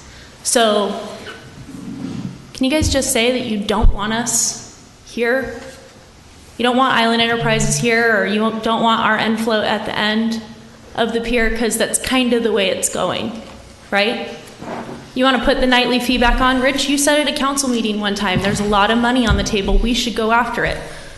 Instead of working with a business that's been in the harbor for a long time, that already has a float, that doesn't have the capital cost to go out and build a float, it's there, sitting, ready, waiting to go. We have ground gear set up, ready to be hooked up by the Avalon Mooring Service whenever Mark is ready. Whenever you guys are willing to work with us for an agreement, your RFP is going to be a long period of time, I'm assuming, and Can we? No, I'm going to just say. Existing Right, litigation, I was just going to say I don't think that. it's In light appropriate of- for anybody to respond. Correct. Right, no, that's what I was, and that's what I was going to. and that's fine and that's fair. But I want people here in the city of Avalon to know that we didn't bring the float this summer because we just didn't feel like it. Because we have been trying to work with you guys for years, and we've gotten nowhere. Cindy, you brought up, what's the meat and potatoes here? Because we want to have this fundamental so that people aren't spending months, days, weeks, wasting their time for you guys to change your mind. You've done it tonight. I mean, really, that's what it is. So, like I said, it's not because we haven't tried. We asked you guys for an agreement because we didn't want something like this to happen, and you just don't care. And that's how it feels, and that's what it looks like. And that's all I have to say. I can respect your comments. Just a quick comment. This brings up exactly the reason why we need a harbor oversight committee. This is not thought out well. It needs to be looked at by people who know something about boating. The other thing that I just wanted to mention is all the comments you made, not one person said what would benefit the boaters. You all talked about money and what would benefit the city, but not one of you mentioned the boaters. And I'd like you to keep that in mind, that remember the boaters bring in 11.5% of the revenue to the city. Let's think of the boaters when we're looking at who's going to run this and what they need. Okay, thank you. Any other comments? All right, we're going to move right along. to item number 7. 6, I'm sorry. I was just hoping. You're going to bypass me, huh? This one, hopefully will go quick. Okay, so Bob Greenlaw, Director of Public Works. This item considers adopting the State of California's Uniform Public Construction Cost Accounting Act procedures. It pertains to contracting for public works contracts. It is an additional set of codes under the state's public contract codes that provide significant benefits, but they come at a cost of increased tasks that need to be performed in the process. Once adopted and codified, the city can opt in, opt out. First, it provides higher thresholds for contracts. So these are the benefits. Formal contracting greater than $200,000. A threshold of between $60,000 and $200,000 is for informal bids. And then less than $60,000 can be accomplished by the city's own forces. And that's huge for us because right now we're at that $5,000 threshold. Right. So those projects we can go out there and especially the way things are here on the island, we have a lot of people that don't come to bid and we need to get the work done. So that would help us immensely. Does that help though, even in terms of a grant like this chairlift? I mean, you still have the grant agreements that you have to follow their guidelines, but a lot of times those grant agreements say that you can use your own procurement methods, and this is an accepted procurement method in the state of California. Right. So it follows the public contract code. So usually that would follow right along. Okay. I mean, yeah, I would hope if we did that, we could say, hey, but we've got this uniform thing, and this is a statewide thing, so why should they? It's public contract code. Right. Okay. So second, it provides leeway in the execution of projects, speeds up the award process, reduces the time, effort, and expenses of bidding small projects. But as I said, this comes with some trade-offs.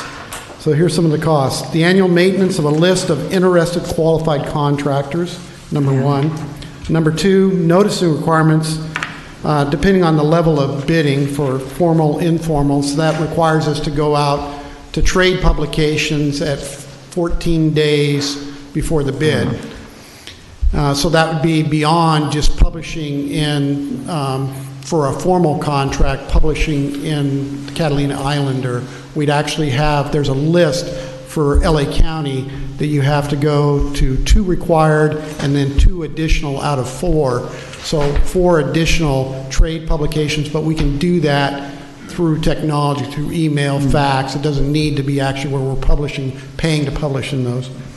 And then there's additional county requirements when the city is using its own forces to do capital work. It doesn't involve maintenance type work. That's still exempt for those. So it has to be that defined public works type project within the public contract code. But I offer that these 3 trade-offs are positive steps the city should be doing anyway. We should be doing these tasks.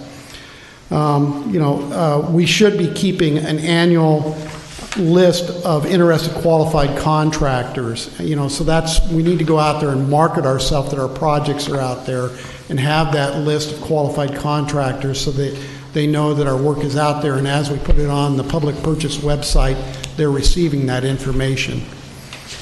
Also that, let's see, we should be doing the noticing requirements, not difficult like I said with the technology today.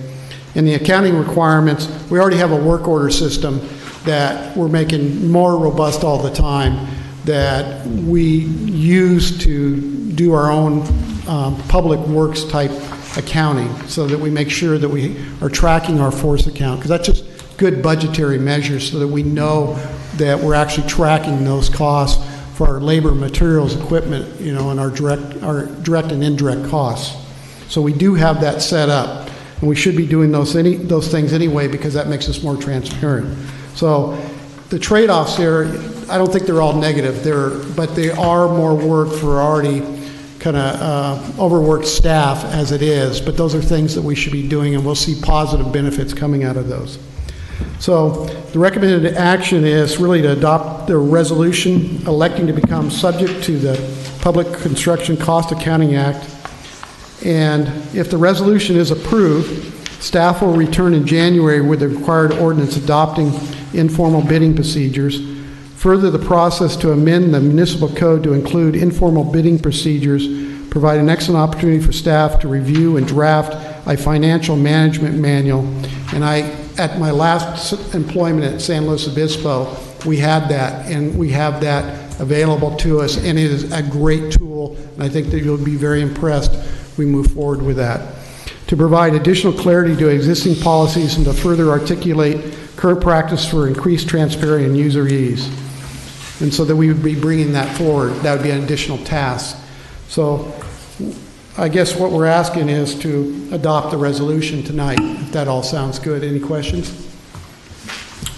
I have a question. So my concern is that we don't generate enough interest from contractors, so we have a short list, that there be some mechanism that assures that we would then go to the trade manuals, the trade journals and advertise more fully instead of just relying on a short list. Okay, so on the 200,000 for the formal, we have to do that. And so it'd be just that informal. But for us, yeah. 200,000, that's a fairly big project. That is. And I think there's some benefit the more contractors you have looking at it and bidding, presumably you're going to get more competition. We do want to market ourselves, and we do want to get that set of contractors. And then also what on my task list is to get those on-call contracts as much as possible. That, and I had talked about those this.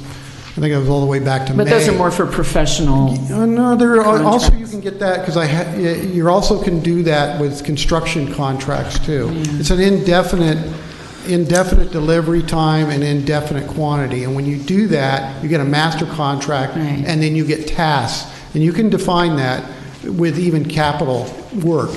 And when you do that, then you get very interested bidders, and it's not difficult for them to move in and out of even a smaller project to do that. Because then they know they get maybe it's a competitive bid at the start for that massive contract, but then they've got like a 3-year contract, and they know the PO, they know what to expect. It's not like, oh, I'm coming over here, I have a $200,000 contract, I got to get the barge set up, I've got to get so I'm just going to put a big number at it, So that's what we want to build. And that's the beneficial side of that. The downside to it is where you have somebody who thinks they're entitled and who is not really driven to be competitive because they feel like it's already in the bag and it's a good old boys list. So those are the two competing things that I'm looking at. And the picture you paint is great. The other side is not. And the way I've addressed that in the past is I get multiple on-call contracts for those so that you're not locked into that one contractor, and there's still some competition on who gets that gets that called on that on-call contract. And if somebody is not operating correctly and is doing that, then they're not going to get called. Right. To address Council Member Alvar's specific question, one of the things that the Act provides is that you may use this. So my instinct is telling me I want to say if we have fewer than 3 contractors on our list, that we shall go to the trade.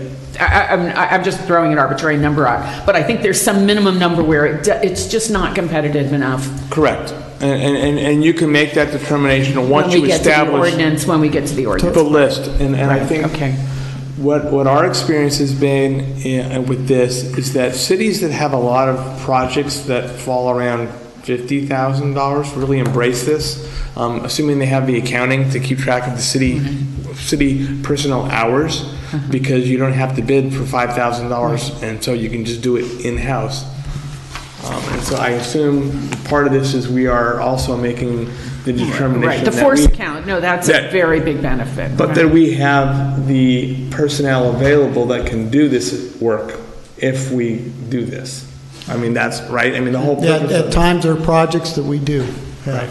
All right. And I just wanted to confirm nothing changes in terms of City Council has oversight in terms of the projects that are the plans. The final bid award, all of that stays the same. No, this is just a mechanism. It's a bidding mechanism. Okay. A tool. Okay. Got it. Okay. I'll make a motion to adopt the proposed resolution electing to become subject to the State of California's Uniform Public Construction Cost Accounting Act procedures. For a second? Second. Any public comment? Public comment? No. Call for the vote. All ayes. Item number 7. Item number 7 is the solid waste ordinance. This ordinance was brought before the city council at the last city council meeting, and you asked for it to be brought back with some changes in it. In particular ones was in the penalty section. The $100 first fine went from $100 to $500, $150 for the second one, up to $1,000, and each subsequent violation be $500, and that there was not just in 1 year, but it was just continuous, wasn't it? Yeah, perpetual. Yeah. And so this is to introduce and waive all readings of this ordinance.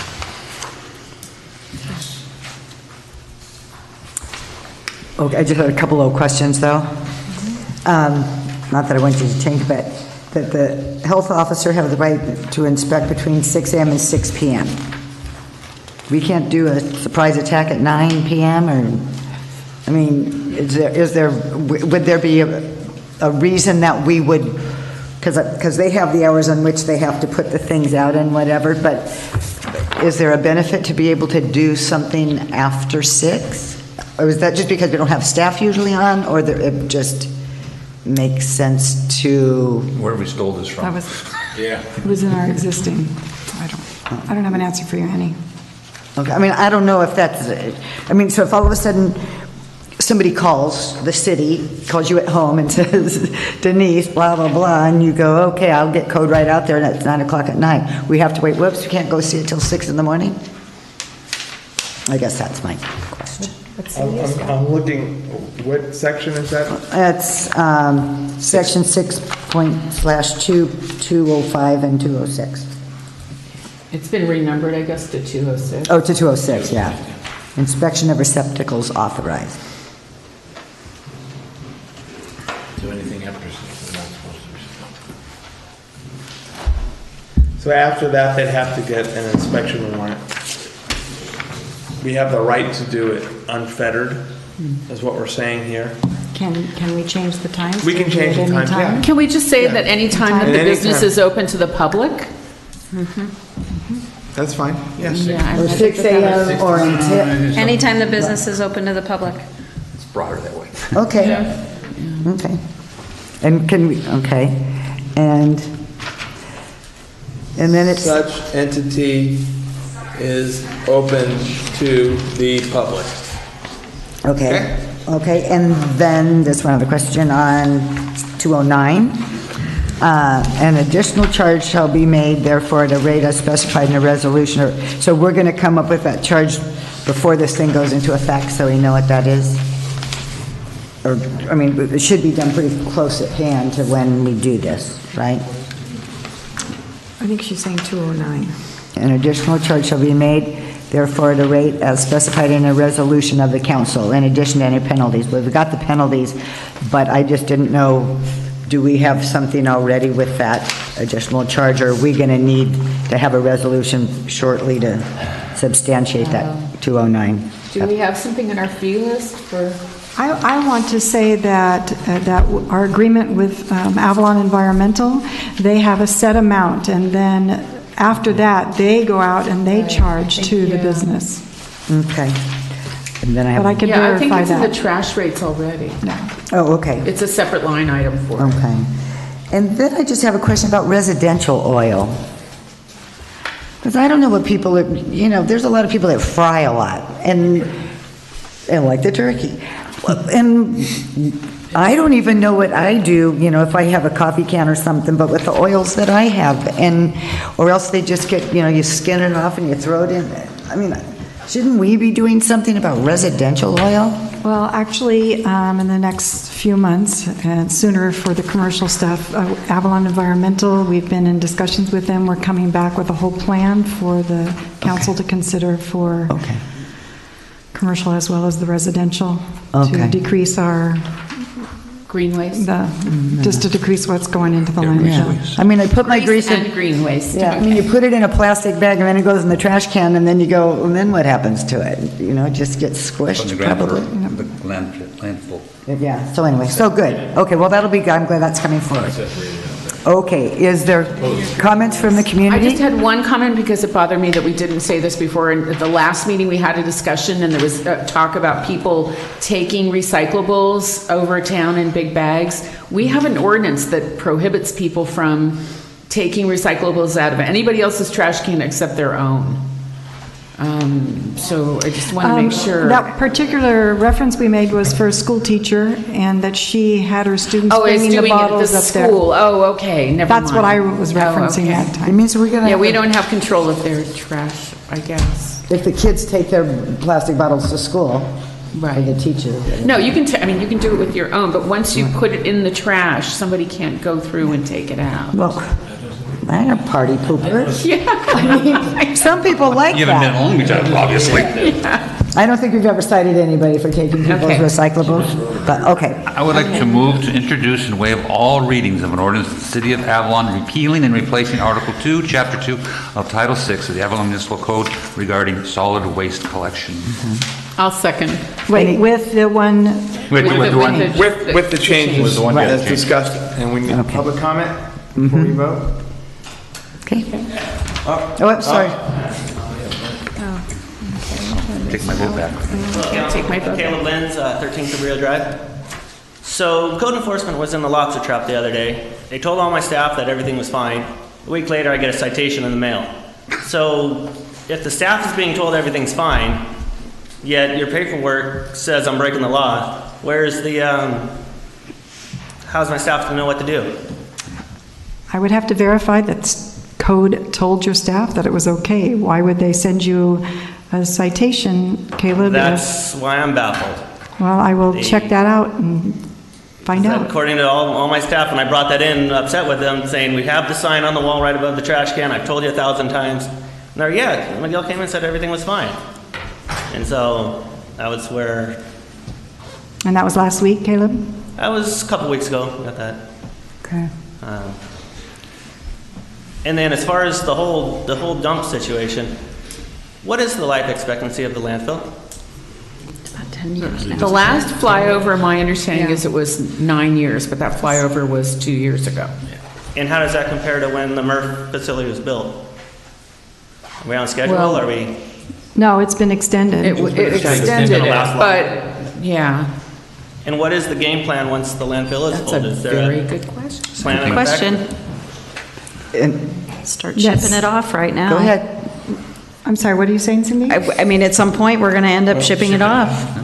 No. CRNR's going to come around with something before that. No. First of all, Caleb, I just want, and the public, that the current contract with Avalon Environmental, they came in the contract and they said that they could extend it at least to 2033. We've had discussions with them for anaerobic digesters, even as far as them being able to fund it for us repaying it, and there's a plan. All this is going to have to come before the city council to see what kind of direction they want to take.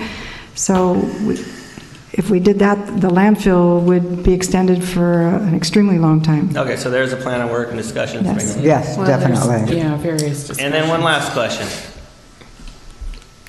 Scrap metal here. It's, I believe, $507 a ton to dispose of at the dump. I can take it to the mainland and get paid $180 a ton. Right. You're telling me that a $7,500 charter barge that can ship hundreds of tons at a time is a $687 difference to drive it down the hill? I don't understand why the rates are. That part of their contract is that they submitted rates, and every year they can go up to CPI, and I don't know what kind of... Is there any oversight on studying these rates and what they compare to on the mainland and what the real cost of doing this is? I'd have to pull out their contract from a few years ago, Caleb, to see if we have that right to do that now.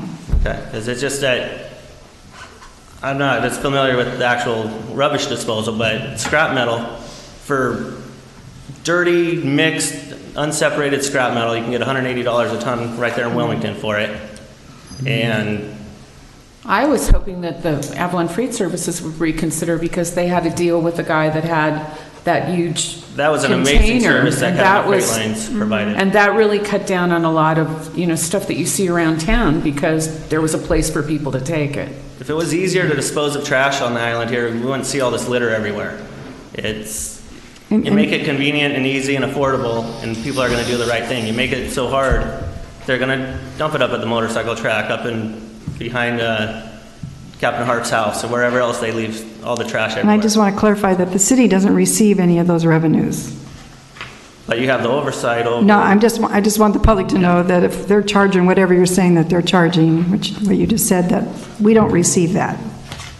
We only receive what we are charging on your property tax bill. But they are the operator that the city has reviewed and chosen. You're absolutely right, Caleb. All right. I just thinking about those things. Thanks. Good. Appreciate your comments. Okay. So we need to vote? Yes, call for the vote. Wait, I had Ole making the motion. Who'd second it? I did. Okay, thank you. And that was all ayes. Item number 8. Okay, the last item on the general business today is to discuss the cross-channel carrier increase of wharfage. Last council meeting, staff brought this before you, and our recommendation was 50 cents each way, $1 round trip. And at that meeting, Councilmember Olson brought forward that if we could do 75 cents for the cross-channel carrier and 25 cents to increase on the mooring fees, and to do an analysis of that, of what that would be. So our finance department did do that, and as you can see, it was it would have to bring in $162,500, so that was divvied over all the different size of the moorings. So in your package, you have two different options for the ordinances. The first one is the $1 on the cross-channel carrier. The second one is $288 $288 for the wharfage fee for the cross-channel, and then you would have to have a public hearing to increase the fees for the mooring rates. Staff is recommending the first one, not to touch the mooring rates, because we already increased those in July of 2018. That was part of our fee schedule that was presented to you, and I did provide you with some additional information tonight on the dais, just so you could see. So before we can discuss and open it to the community, we can't discuss first. We have to open it for public comment first. Well, you can have a discussion among yourselves. Sometime you have to go to public comment. Okay, okay. So Because it just says here open.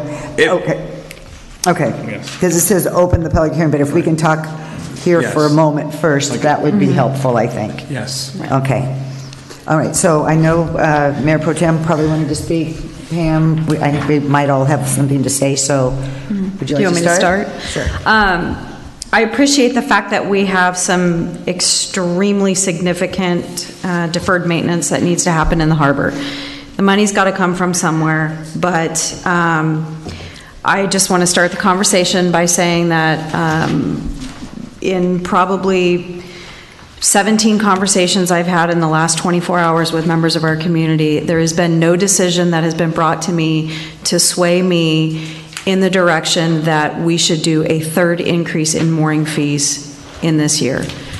I feel that we are tapped. I feel that we have laid a burden upon our participants in the harbor that is exceptional. I think that at some point not tonight, but at some point we need to go back and really look at the financial impacts of the decision that we made, which is not on our agenda tonight, so I don't want to go into that, but for me, I'm very much interested in talking about the cross-channel carrier fee, but I would not vote in support of raising mooring fees. So if that helps to curb part of the conversation, I'd love to hear some other... No, I agree with that. I actually think it was Councilman Olson who wanted to look at the numbers. And I think that staff did a very good job in terms of analyzing and providing good information to the council in order to look at that. But I already felt that we had hit the mooring owners already and that it was not appropriate to hit them again. And also I really meant 2 years. And that figures out to February 28th of 2020. Yes, I did extend it 2 years, 4 months, and that was to get me to the end of the fiscal year. And that's just an accounting thing, and you guys are talented and can do it. No, I mean, that's fine. I really, February 28th. I said 2 years because I felt that that was appropriate to pay for what we need and no more. I mean, that's what we're trying to do.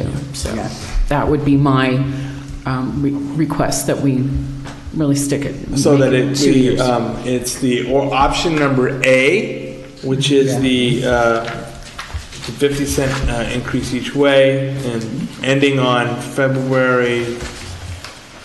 That's not a leap year, so it's February 28th, 2021. And you had also mentioned at that meeting to come back prior to that sunset to see how we were doing. Okay, so we seem to have consensus without really voting on that right now because now. I wanted to hear from whether. Okay. But the information was extremely valuable and sparked many conversations that opened my eyes to what the fees really would be. So thank you for asking for it, Oli. So it gives us more information. Okay, and now I'd like to open the public hearing. Anybody have any comments?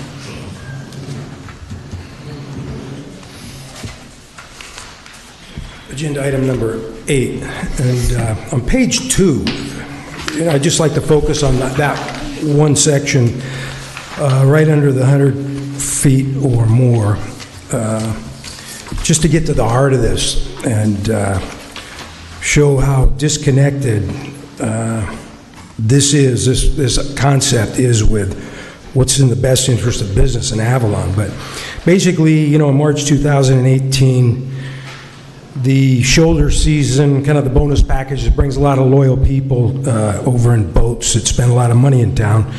This thing got basically turned around and raised 100% on them. If you look at the numbers. 2 nights, it used to be, you pay for 2 nights, you get 5 free. It got changed to 4 nights, you get 3 free. Okay, what's amazing here in the analysis is that, if you go in the second paragraph, though the number of vessels is down, the effect to the budget is neutral due to the increased rate. And I'll stop right there. So we've got 91 vessels that don't come in that 2-week period. And we're happy because it doesn't matter, because the increase was neutral to the budget. Whereas in town, 91 vessels and the people that could have come ashore and, do what they do in Avalon, spend a ton of money, especially those people that are loyal at that time of the year. They come back routinely. Their relatives come over on the Cat Express, they meet them on the boat. You get mobs of people. It's kind of the bonus time for families and boaters in general. So look at how much revenue we lost because we lost 91 vessels. And that doesn't come back. And the bad will up and down this coast, from the bars on the coast to the yacht clubs, these people are laughing at us. If you take and restore the 2 nights and 5 nights, should have, if you go begging to log and ask them for an article and give them a mea culpa, you'll have 91 vessels coming back, and maybe more, because they realize that Avalon means business. They're not just blowing increased rates out of the air at people and expecting them to pay. So that's bad. I mean, the rest of this goes on, and I mean, it's analysis, but it is completely disconnected with what the reality of business is in this town. And frankly, if you look at cities that have gone bankrupt, these are the kinds of policies that come forward with blinders and people that are bureaucrats that have absolutely no concept of business. It's not good. There's another point. David Jenkins even, with people that are not coming to shore. The same thing with these buses out here. I brought it up before, people brought it up, business community brought it up to David Jenkins. Why do we have a bus stop sign that says 20 to 40 minutes basically? Behind all the Latin, what happens is go up to any bus stop at any time and ask the people, what are you waiting for? Oh, the bus. When do you think it'll be here? 20 to 40 minutes, we think. We don't know. For a town where it's field goal distance for anybody to go and spend money, they got to spend 20 to 40 minutes on this bus stop concept that they think is a time downtown here in the city. All it's doing is putting a bunch of people on the bus benches not making money for the town. So, I mean, it's that kind of thinking is what makes towns go broke and why we can't afford to pay salaries eventually, you know. And, you know, it's just a warning, but this is kind of the turning point potentially. That's all I have to say, but I think the law needs a good write-up sponsored by somebody who can put some goodwill back in the boating community for us. Thank you. Well, and I just comment, and correct me if I'm wrong, but I think that's what Mayor Pro Tem Cassidy was talking about, and I've been thinking too. Those fees that we set, the 2.5 and whatever, that might be something where they do come back and talk about. But today, we're primarily talking about the dollar wharfage on the cruise ship. Appreciate that, but I would put somebody on the log right away because that is not good. That is bad karma for the town. And, you know, you go back to this bus deal. Let's get, just like David Jenkins directed staff to do before he left, let's get a bus time that the bus can be there like every other city in America except where there's a short, quick loop. This is not a quick loop. Right. People are confused, and they aren't spending money, and it's not good for the city. Yeah. Thank you. Thank you.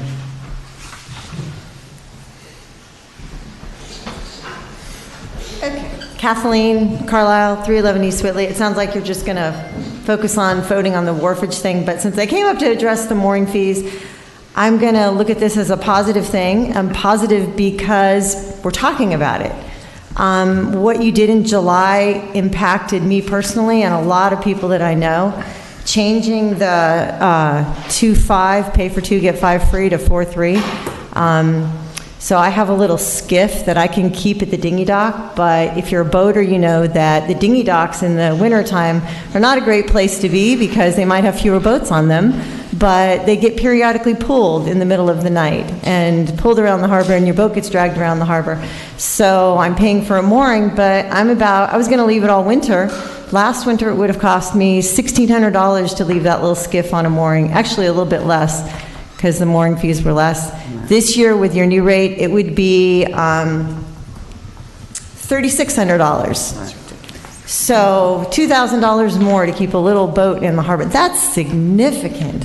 So I'm not going to do it. So the city, I'm going to pull it. The city's going to lose money because I would have paid for all those weeks at the lower rate, but I'm not going to pay at the higher rate. Exactly. So I think you should really take a drastic decision and get rid of this 4.3. And I know boaters that aren't coming because of that. But on a positive note, this is a good opportunity to say, let's get a harbor committee, because these are the type of things that experts could talk about. Okay. And I see it as an opportunity for creative changes, to think about things and not just say, okay, let's raise rates to get more money. It's time to get out of that mentality and say, we need to look at creative and innovative things to get boaters to come here. Right. So right now, at our bed and breakfast, we have been full almost all the days midweek, even with these storms and such, because people are traveling on the off season now. December is going to be the only month that we're actually quiet, thank God. And so there's a couple things. The weather is really significant. If you can get in the boater's shoes and empathize with a lot of these boaters who are in very safe slips that don't deal with weather, they don't deal with mooring balls, and realize that the big factor is they are afraid to come to Catalina if they think they're going to get stuck outside the harbor, especially in the wintertime if it might be bad weather. Right. So I know the reservation system is complicated. I know it's been tried and I know it didn't work, but there's got to be some smart people that can figure out how to make a reservation system work so that a boater coming to the island that is not comfortable with anchoring their boat knows that they will have a mooring. If you guys can figure that out, you will have boaters coming because they won't be afraid to cross the channel and be stuck outside the harbor. Great. So that really needs to be figured out. Okay. Also, wait, that was your 3 minutes? Oh, we only get 3 minutes? Yes, and if, well, we try to live it, because we're now talking about, we're not talking about that wharf, those fees right now. Okay, well, I'm almost done. Can I just finish? Okay, all right. Okay, so the other thing, I've mentioned this a number of times, is that you need to treat the harbor like a hotel.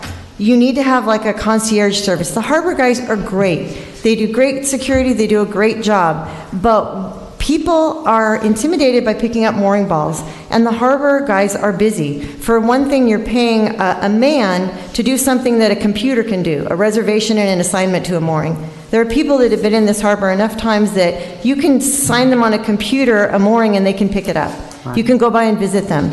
You could also get teenagers in the summer, provide a job, get a little rubber boats, have them go out there with a smile and greet the boats coming in and say, hey, can we help you? Follow us, we'll take you to your mooring, we'll hand you the pickup stick. These are things that would help boaters say, I'm going to come to Catalina. They greet me. They have dock carts. I can get up to Vaughn's and get my stuff and get it back to the pier. So you need to look at things that will make boaters say, I'm coming to Avalon because it's a great place and it works for me. You would not go to a fancy hotel and go to check in at the front desk and have the person there say, I have to go because there's an emergency at the pool and I can't check you in while there's an emergency in our facility. You need a concierge type service and you need a different mentality. Thank you. That's not really part of what we're talking about, but we have your comments, and I'm sure this will come up again. So unless we're talking about what's on the agenda right here and what we're dealing with. It's related. Close enough. Okay. Far-reaching, but related. No, pretty close. And you're not going to somehow relate the swimming pool to... No, I promise. I won't mention it. All right. Okay, but I will mention I did yank my boat out of the harbor because of that 2.5 thing. Okay. That would cost me, so even my little tugboat's going to cost me $2,000 more to have it in the harbor this summer. Okay. And I'm thinking about moving it. And that's what I just wanted to do, a quick comparison.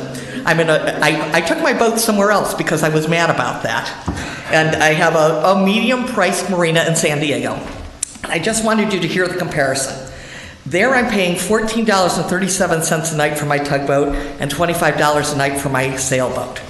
Here I pay 2.5 times as much. I pay $37 per night for my tugboat and $50 per night for my sailboat.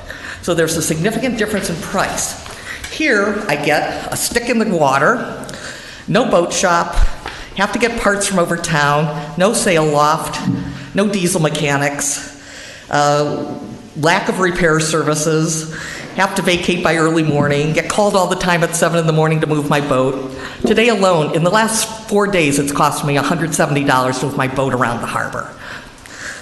At this low-cost marina I've got in San Diego. Well, I hate to tell you, the one thing you didn't add on there is dock cart. Well, it's on the list. That's coming. Because we don't have them here. No, that's what she does. But, okay, the marina in San Diego that I pay significantly less. It's a full-service marina, but it's not a high-end one. It's just an average one. I have a pool, spa, and sauna, restroom, showers, and laundry facilities, picnic barbecue area, gated access to the docks and nighttime security, storage lockers, restaurant, deli, sailing club, and chandlery, tenant discount at the fuel dock, over 300 books and DVDs to be lended, coffee and cookies in the marina office at all hours, free pump outs, free parking, annual marina gear swap meet, dock carts, surprisingly, kayak, sup, dinghy racks, staff on-site daily. They wash down the piers, they check on my boat on a daily basis and check the lines. They pump out rainwater when it rains out of my dinghy so I don't have to worry about it sinking. I have cable TV for free. I have internet for free. I have reciprocal privileges at several other marinas. There's office service, Mexican cruiser information, child lifeboat, a life jacket loaner program, bicycle racks, electrical hookups, and free water. Okay, and I'm paying a fraction of what I pay here in the harbor for that stick in the water. So I just want you to remember, you may think the services are good here, but they're not what you're competing with, and the prices are extremely high here.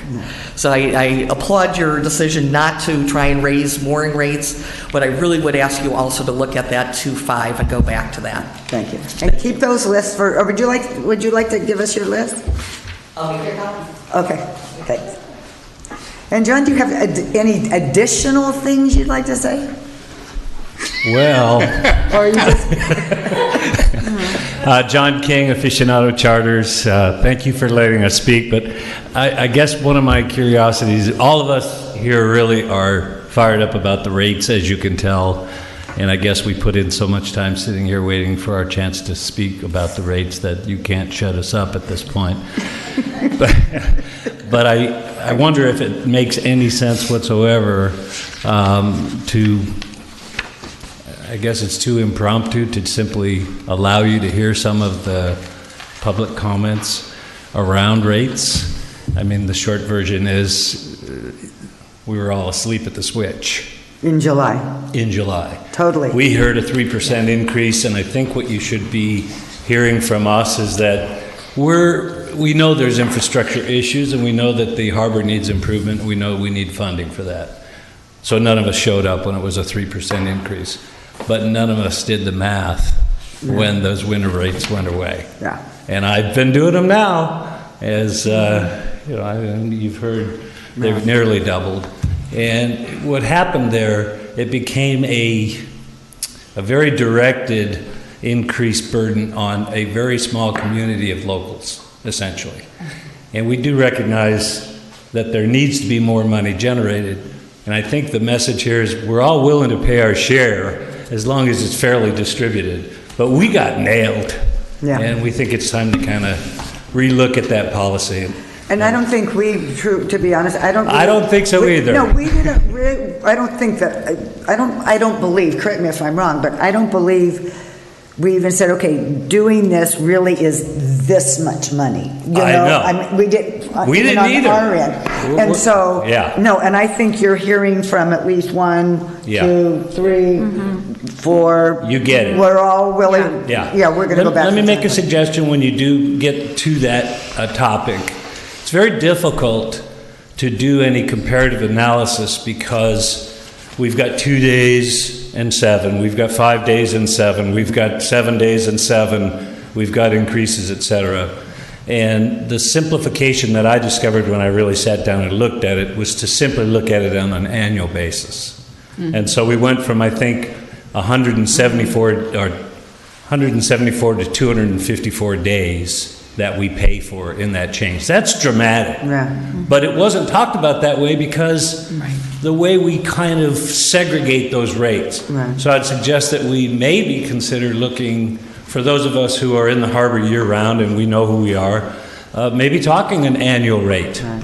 So it simplifies what it is that we're paying, and we can plan for it better in our businesses, and we can represent when it's time to represent, to say, okay, we need to raise more funds to fix this or build that thing that we all use. I think we'd all be there for you.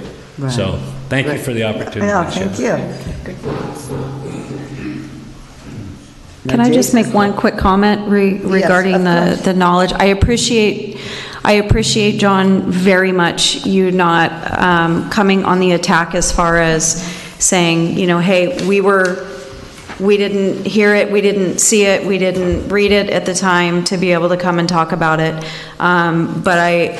Because that's something that I've been hit with quite a bit in the last couple days is, well, why didn't you call us? Why didn't you tell us? Why didn't you do this? And it's sort of like we're making 15 decisions on 15 different items every 2 weeks, if not more or less. And so it's really important every year at the same time we look at the fee schedule. Every year at the same time we do the budget. Every year at the same time we do all these things. But it wouldn't matter whether it's July or January. If we make a decision that's going to affect plastic straw bans, we get the people who say, well, I've been busy all summer and now I've stocked up for the winter. And I mean, at any given point in the year. So I just wanted to point out that it's really nice to have you make the comment that we are all responsible for paying attention. And then additionally, I very distinctly remember, although I could not pinpoint the moment in the meeting, but I very distinctly remember asking the Harbor Department to inform every waterside permit holder and mooring owner that those rates were going to change. So I don't know if that actually happened, because I know I didn't receive it, but that's something that I want to work on, is to better communicate from our city to our boating community. Yeah. Sorry, Jason. Of course. We're all good. This is all good. Yeah. I do want to compliment whoever was in charge of informing us this time, because I think we all got the message. Oh, good. Something has changed this time. I got emails, I got information. Jim is always great at making sure that we get information, but this time I got it from, I don't know who sent it all, but I got at least 3 different warnings. I saw it in the newspaper, multiple, and I don't recall any of that the last time. Not to say it wasn't sent, it could have been. July, I'm crazy, right? We're all in charge of whatever. But whoever was running the communication this time, it did an excellent job. Good. And that's what we did. Perfect. Okay. Sorry, Jason. Jason Perret, 134 Whitley.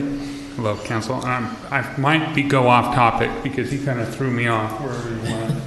But I'll try and stay on topic. So I understand, and we completely understand that there are a lot of infrastructure needs in our community, and of course we do have to pay for those things. What I would like to ask is that we ensure that with this channel crossing fee that will be made in addition, that there is a sunset clause to it. Because as we all know, we have a dying infrastructure of a healthcare facility in our community to ensure that we have health and safety for our children and for our elderly and for all of us and the visitors that come to Catalina. Thank you. And I think And that is specifically why we did it for 2 years, because that gives us 2 years to generate the money that we need to cover in terms of the city's obligations and budgeting. But my hope is that at the end of 2 years, we're in a better financial position, and then if necessary, and that's where the hospital's going, it will be lifted and go back to the old rate, and that'll be an opportunity for the hospital. If the way the ordinance is written, per council's direction, it's 2 years, and after 2 years, it's sunset. It's sunset. It's done. No further action from this council or any council is needed for it to go back to what it is today. Thank you. You're welcome. Okay, Caleb, and I can't, is that Lance? I don't know. Lance. Caleb Lins again, 13 Cabrillo Drive. The city does need to generate more money. There is a lot of failing infrastructure here, but the way they need to do it is things that people want to spend their money on, not force somebody to spend their money on. There's several people that want to rent Casino Dock property and run a restaurant there. There used to be people that wanted to buy fuel in this town because it was reasonably priced. It wasn't the cheapest, but it wasn't $7 a gallon either.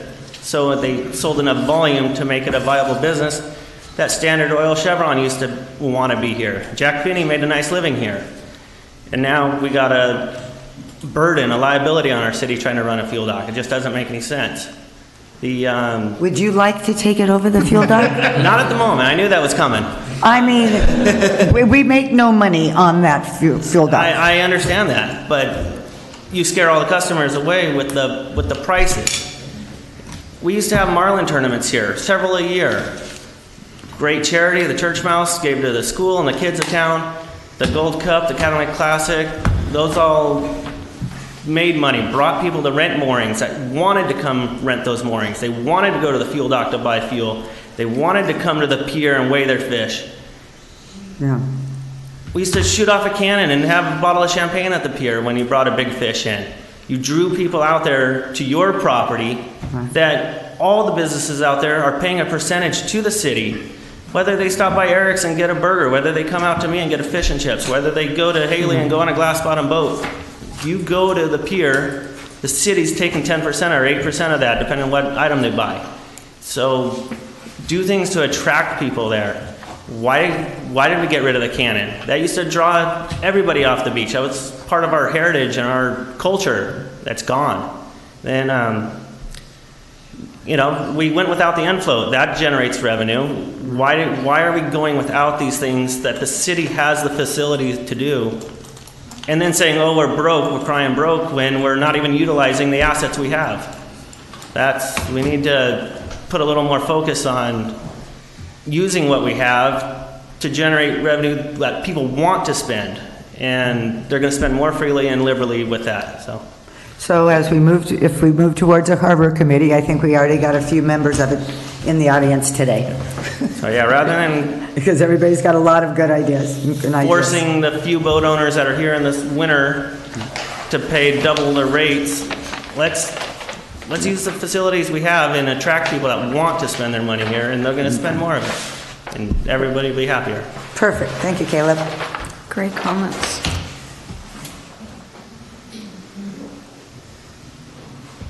Lance Lichtenau, Catalina Coastal Tours. Just make a quick little spiel here. I know it's been a very long night. Everybody's been waiting to get out of here. Just talking about the current mooring fees and changes that have happened in the past have definitely affected all the businesses over here, as well as our boaters that come over here, as well as the locals. Just wanted to point out too that it's been almost 163% increase on our local boaters over here. That's including our 5.5% nightly increase that happened in July. It's just making it a little bit unmanageable at some point in time for us to have a viable business over here. We want to bring people in, right? We don't want to push them away. So when you increase everything up to try and make up for the loss of revenue over here, we want boaters to come over here. Just want to also point out that Two Harbors, they still have the winter rates. They pay for 2 days, you get 5 nights free there. So are we pushing business away from Avalon? They're going to start going up to Two Harbors or White's Landing. We're not even want to come over here. So I just wanted to make that a statement there. Maybe we can come together further down the line and reconsider those mooring fees and costs. Trying to make it a little bit viable for everybody. It's hard to keep our employees going throughout the winter time. We're taking money away that could be going back into our community from just the locals that live here as well. So, let's make that a point. No, that's it. Thank you, Lance. And we also have the comments that we received from people that weren't going to be able to be here tonight, and so that's all in the record too as we move forward. So that's good. Thank you. Gail Fornacier, 106L. Just to piggyback on that just a little bit, one other thing with the mooring fees, I know my husband and I are thinking about selling our boat, so there's revenue away from the city and revenue away from Caleb from the boatyard and those kind of things for when we would need to take care of it, and it's because of the fees doubling.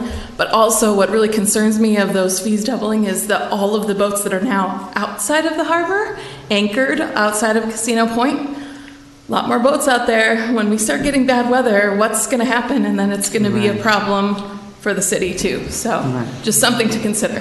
Good point. Okay. And here comes the harbor master. And here comes the harbor master. Okay. I just want people to understand the boats that are on anchor outside the harbor. One, don't have insurance. Two, because of ordinance, they can't be in the harbor. And so that's the reason why they're out there. The second of all is that because of our land grant, we cannot charge you or you different and charge them something else. Everything has to be the same. So if you're out in Descanso, I can't charge you $10 less in the summertime because it's so rough out there. We're governed by, we have to stay straight across the board. It's fair to everybody.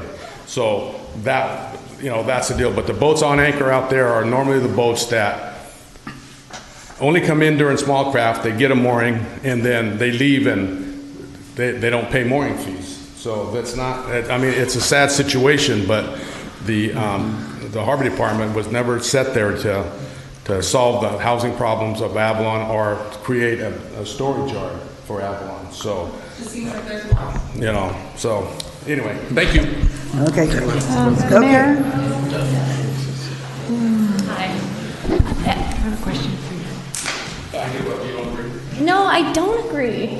I know, you're shocked. We had employees that live on their boats. Just as Lance said, and this is nothing bad against you guys at all, by the way, but you have a company that's coming up that is subsidized by you guys, and they're saying that they're struggling.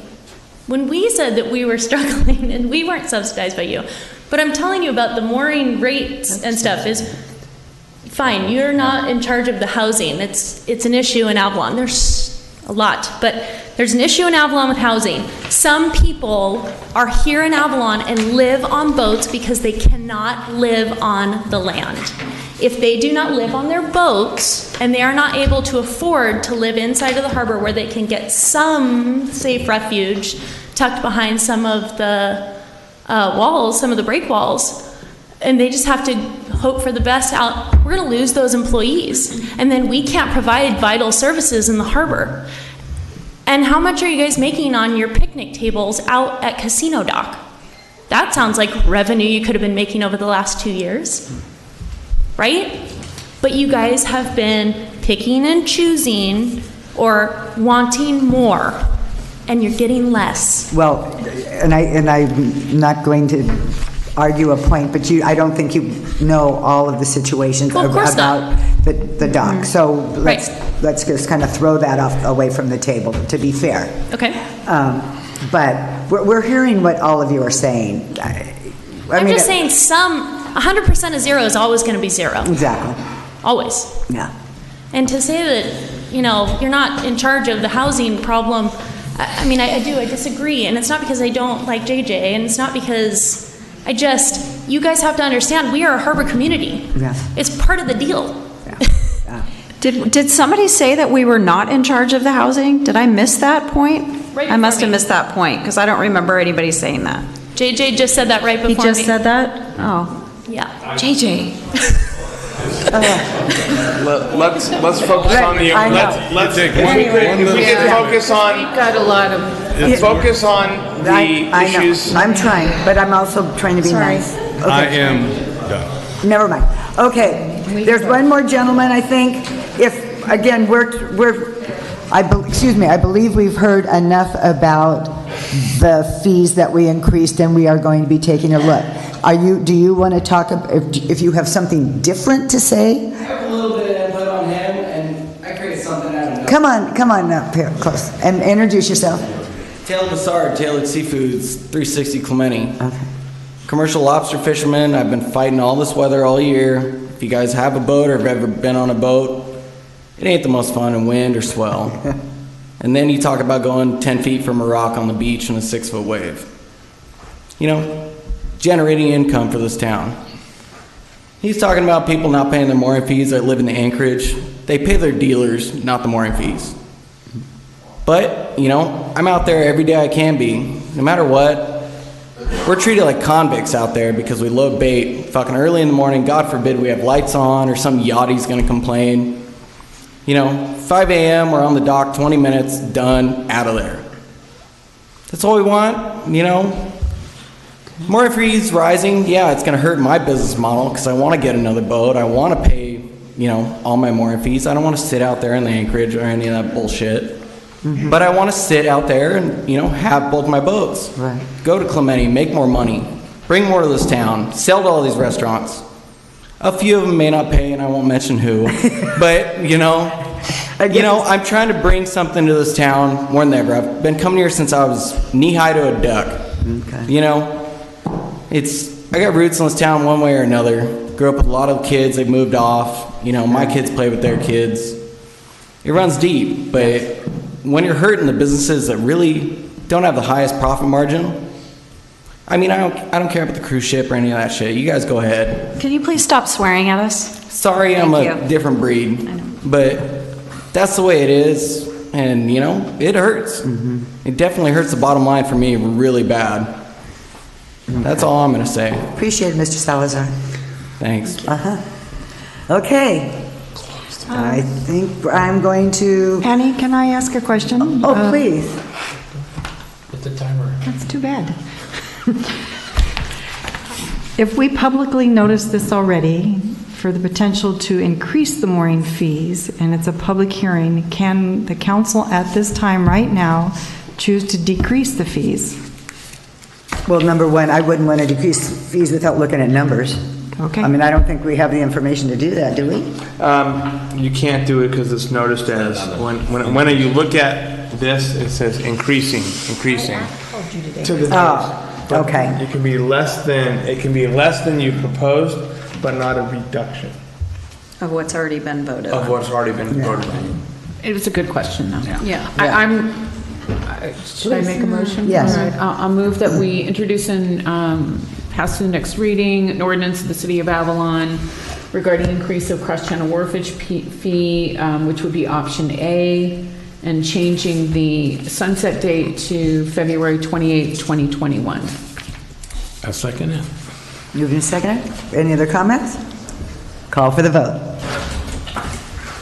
All ayes. Great. thank you, everyone. Now we'll be going into closed session, and she'll be announcing that. I want to say goodnight to Tony.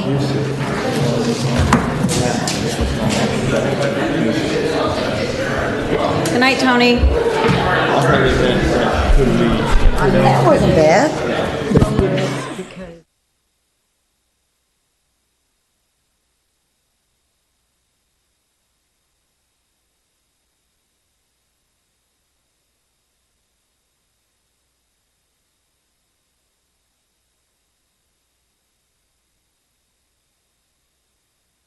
Two closed session items. We have conference with labor. Right, excuse me, we need a little quiet. Little quiet, we're still in session. We have two closed sessions, conference with labor negotiators, the employee organizations and unrepresented people mentioned in the agenda, as well as conference with real property negotiators on the Avalon fuel dock. On that matter, council members Hernandez and Cassidy will be recusing themselves because of economic interest. Okay. You can go. After the first one. After the first one. Everybody within a class, but I think that's creating an artificial. Same with the 2%. Oh. You pay for 2, you get 7. Well, I paid for 1. Try to do that quick, Gabby. Because we had more interaction with Dayland and Two Harbors than Avalon does. Right. You go up and down with these guys. October this year. And they were okay with Yes, that. as long as it